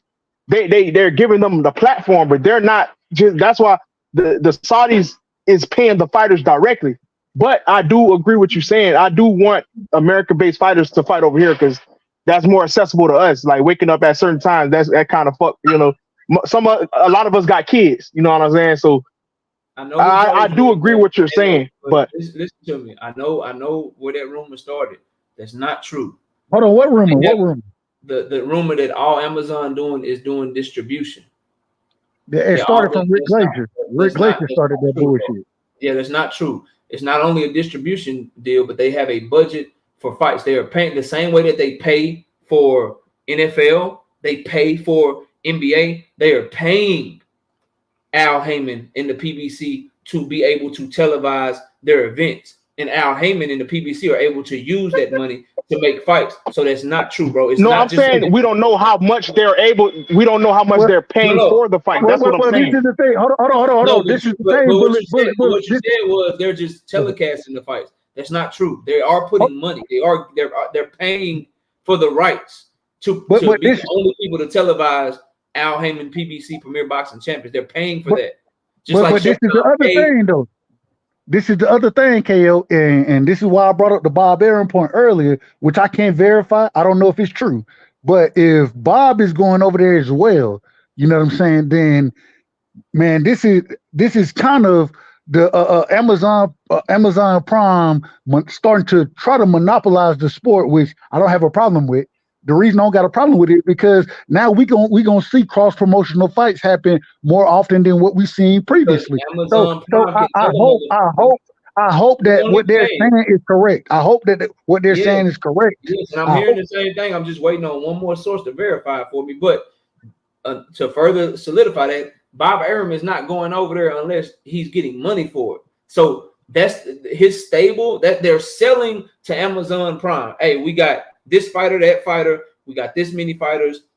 How much you willing to pay to have the rights to our fights, to be able to televise our fights? Amazon gives them an annual number. They have a certain number of years that they do it, and then boom, they get the contract signed. So that will be great because Amazon is in a position of power to say, look, we Amazon, bro. Like, y'all need to fight each other. This is like we want Tank to fight this person. This is how much money we putting up. We want Devin to fight this person, or we want Loma to fight this person. Otherwise, you got to come up with the money your damn self. That's correct. I hope that's correct. And the last thing, and then I'll pass the mic. I hope that they, even after they, what like I say, it's just being reported. I don't know if it's true, but with them going after Top Rank, I hope they go off the Matchroom as well, and then we'll really get to see the best mix it up with the best under the Amazon Prime logo. And I'm already a Prime member, been a Prime member for multiple years already. 200 million households off the rip. DAZN wasted $6 million with Eddie. Shout out Big Dog Willie with a hold on, True. Shout out Big Dog Willie with a 2-piece. Say the Cap Artist of the Year, Bill and Devin Haney. Then shout out to the homie Rozilla with a 2-piece. He said to the panel, what fights do we need in 2024? I will answer that question before I read these next two super chats. Top 3, I gotta have Tank versus Devin, bro. Gotta have that. I gotta have number one. That gotta be number one. That gotta be number one. I named it first. I gotta have Canelo versus Benavidez. Facts, bruh. I need that Jesse Bam Rodriguez, Junto Nakatani, bro. No, nigga. I need Bivol versus Beterbiev. Oh yeah. That's so I give you both. Yeah, I was about to say Bivol and that's like 6 years. That's like 6 years in the making. I gotta have that. Shout out Big Dog Willie back in the super chat with a 5-piece. The Haney Code has officially been recognized by the FBI as a terrorist organization. Bill and Devin Haney are the most all right, true. In North America. See, I told you were trying to give it the truth. Yeah. You're right. I'm apologizing. I'm apologizing right now. I'm apologizing to my brother Truth. I'm apologizing because Big Dog Willie is clearly the biggest hater that I didn't ever. I ain't never seen nothing like this. I ain't never Big seen. Dog be telling the truth. Hey, shout out Emmanuel Carter back in the super chat with a 5-piece. He ain't say no. He just showing support. My homie Dank say you want to see Bam get knocked off. You really fuck with Junto. I fuck with Junto too. I mean, that knockout was scary, KO. To me, that's the best. Bam will fuck Junto up, bro. Bam will fuck Junto up. I don't know about that, Dub. Bam got the issue is, bro. Bam with that come in style and shit. That Junto uppercut. That's. But this is the thing. Bam, I done watched Bam fight different styles of fights. Bam, when he don't respect your power, he gonna come forward. He gonna praise you. But then I don't watch them outbox niggas. Man, Junto, in my opinion. Hey, I gotta run. Last point, Jay Nord. In my opinion, Junto, this man ain't got shit for Bam, bro. Man, Bam will put hands on that man. You said Junto don't got what? The person that got the knockout of the year don't have anything? No, I didn't say he don't have anything. I said he don't got shit for Bam. The one that got the knockout. Junto gonna do Bam like anything for anyway Bam. Dan Fulton. No, he's saying crazy. Have y'all not seen Bam fight? He's saying he can't fuck. Man, listen here. I'm saying he's gonna respect that power, and it's gonna be a different fight than what he ain't gonna be able to come forward. He don't always have to come forward. Yeah, Bam can Bam can adjust. Bam's gonna be coming up in weight, and Junto's always gonna have the reach advantage. Bro, Bam, they got the same one. They both got 67, bro. Bam, we ain't never seen Junto Nakatani. We ain't never seen Junto Nakatani fight a different fight than the way he normally fight. We ain't never seen that. We done seen Bam fight multiple styles against high level competition. Y'all, I don't understand what y'all looking at. Stay out the way of that uppercut and use head movement. I think Bam will do him. Junto gonna have to land that. He gonna have to land that uppercut when Bam like to do that lean over shit. But Bam overall, I think his feet are better and his angles are better. He got a better jab in my opinion, and I think he's faster and quicker than Junto. Junto got that long wiry power. So as long as Bam can navigate that space and get to the inside, I think he'll get with Junto. I think he can get with him, bro. That's a damn good fight. But yeah, then my fights, to answer the question, gotta have Tank and Devin, gotta have Canelo and David Benavidez, gotta have Bam and Junto, and I gotta have Beterbiev and Bivol. I think them the fights we gotta get, bro. Everything else, let it fall where it's gonna fall. But I gotta get them. I gotta get them. Look, man, let me get y'all last words, man. It's 10:22. I'll be live tomorrow, but let me go to Darren. Darren, give your last words, man. Keep it short to about a minute. I'm gonna pass it around, let everybody get their last thoughts, bro. I just salute to you, KO, for your awards tonight. I think it was great. I think it was on point. Like I said, I would have changed one thing, and that was it. But that's minuscule at the end of the day. I enjoyed the conversation and chat tonight. Salute to everybody on the panel. And I just want to say how does everybody feel about the rumor that Gervonta Davis said he will fight at 140? I'm excited about it. So I think with that, if the rumor is true, I think that fight is closer to happening. With no rehydration clause. Shout out to the homie Darren. Nami says define long, wiry power. Your power is right at the end of your punches. Junto is good. Like if you notice, before he caught Maloney with that big ass overhand right, he put him down twice, right at the end of a straight left hand. It's at the end. It's long. It's wiry. The shots are, like Bud Crawford would be another one and shit. You know what I'm saying? You got guys like Tank. Wilder. Yeah, where Wilder's another one. You got guys like Tank where it's more explosive, more compact, more with hooks and uppercuts and shit on the inside, and it's just fast and explosive. Guys like Tommy Junko, Hearn. that shit's at the end. You know what I mean? That's how I would define it, not me. But let me go to Bella. Bella, go ahead and give your last words real quick. Appreciate you coming up. Yeah, salute to the panel. It's a good show tonight. I definitely enjoyed the awards. Didn't really enjoy the snubs, but I did enjoy the awards. I thought that, it was pretty detailed. I mainly agreed with everyone you had, like the ones that I was able to see. But I did have one question. Naka, did you have like a female boxer of the year? No, I got to do a whole separate show for the female. It's a separate show. Oh, okay. Yeah, I'm gonna do a whole separate little thing for them because I don't want they got it's a whole different sport, so I don't want to include them with the men. I do a whole thing just for the women. Okay, yeah, I thought Amanda Serrano had an incredible year, too, and I definitely, I feel like the boxing world definitely needs to recognize, what she's doing. Clarissa Shields, Alicia, all the women that had a great year. But anyway, I thought that this awards, in terms of like fight of the year, knockout of the year, great as usual. I just hopefully in 2024 we can stop this Devin and Tank nonsense. I hope they end up fighting next year. Even though I don't, with the fights that we want next year, I still don't think Canelo Benavidez happens next year. But Beterbiev, Bivol will. Oh my God, I see Beterbiev doing Bivol so dirty next year, and then Tank and Haney. Y'all are gonna be shocked. I think that fight is close, but I think it goes to decision, and I think I've looked again. First I thought Tank would win the fight earlier this year. I think I'm changing my mind. I think Devin Haney's gonna get him. I think do it to yourself. Don't do it. I'm telling you. But yeah, all right, KO. All right, take it easy, Bella. Shout out to Bella, man. Shout out to Bella. She joined the wrong side. Hey, we always on the right side, KO. Don't do me like that, man. No, we ain't. My Cowboy got our ass whooped. I'm gonna pop out. That shit hurt me so bad. Bullet, go ahead, bro. It's on you. All right. Well, shoot, man. A great year of boxing. I said Bullet. Oh, my bad. Yeah, I was about to say, hold on. Did you say Bullet? Yeah, I go to Woke right after Bullet. Go ahead, Bullet.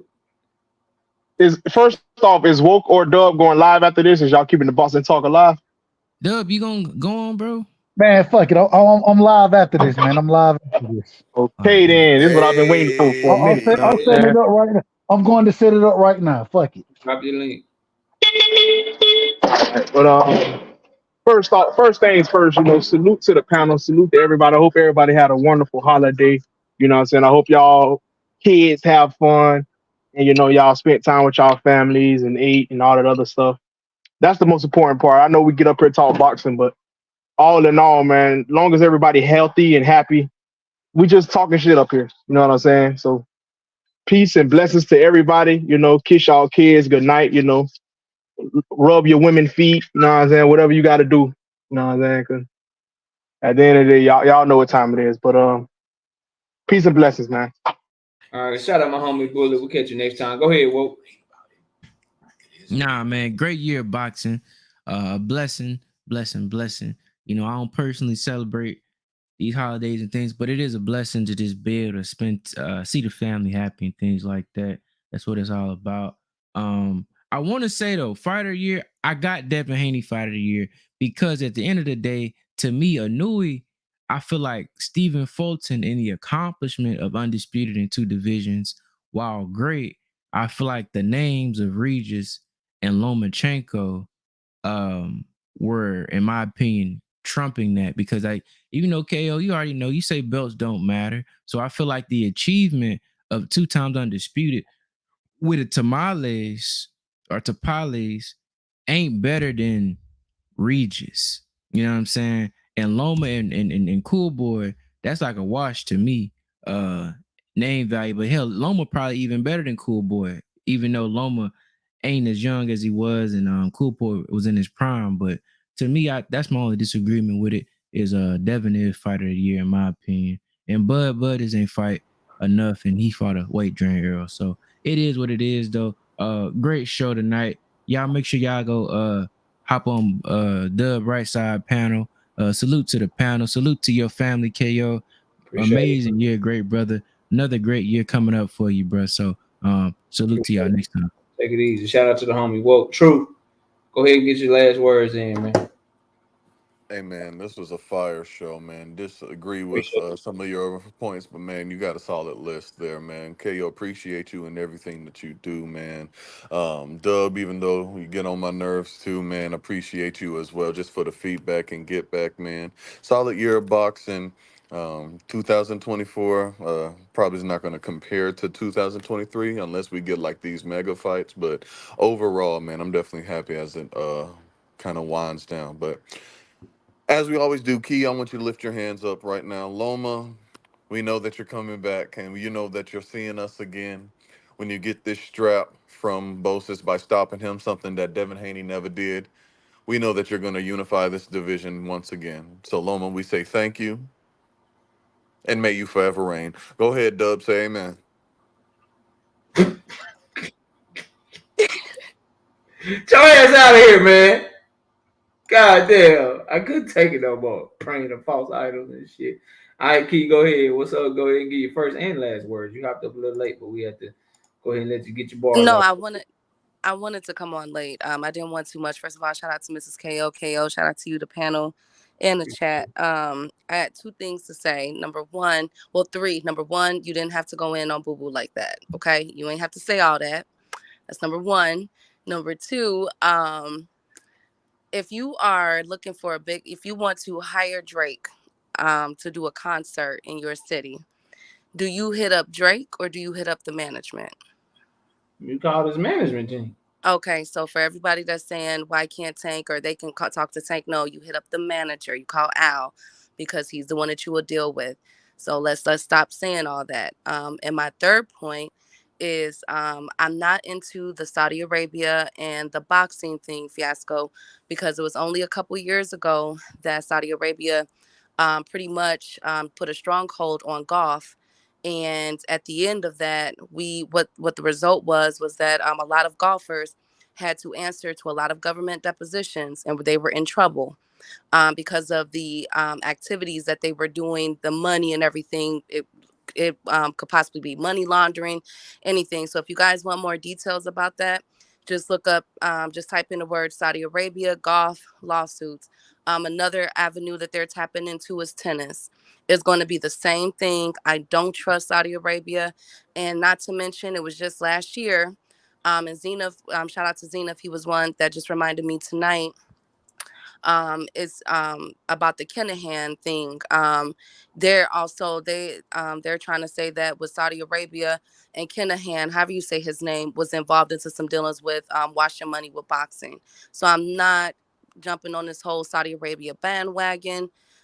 Anytime that they get involved, it's always some corrupt, it's always corrupt or just anything going on with that government. So, but shout out to them. I like the big fights and everything. But again, in my opinion, it's not a sustainable business model. But shout out to you, KO. Hope you had a wonderful holiday.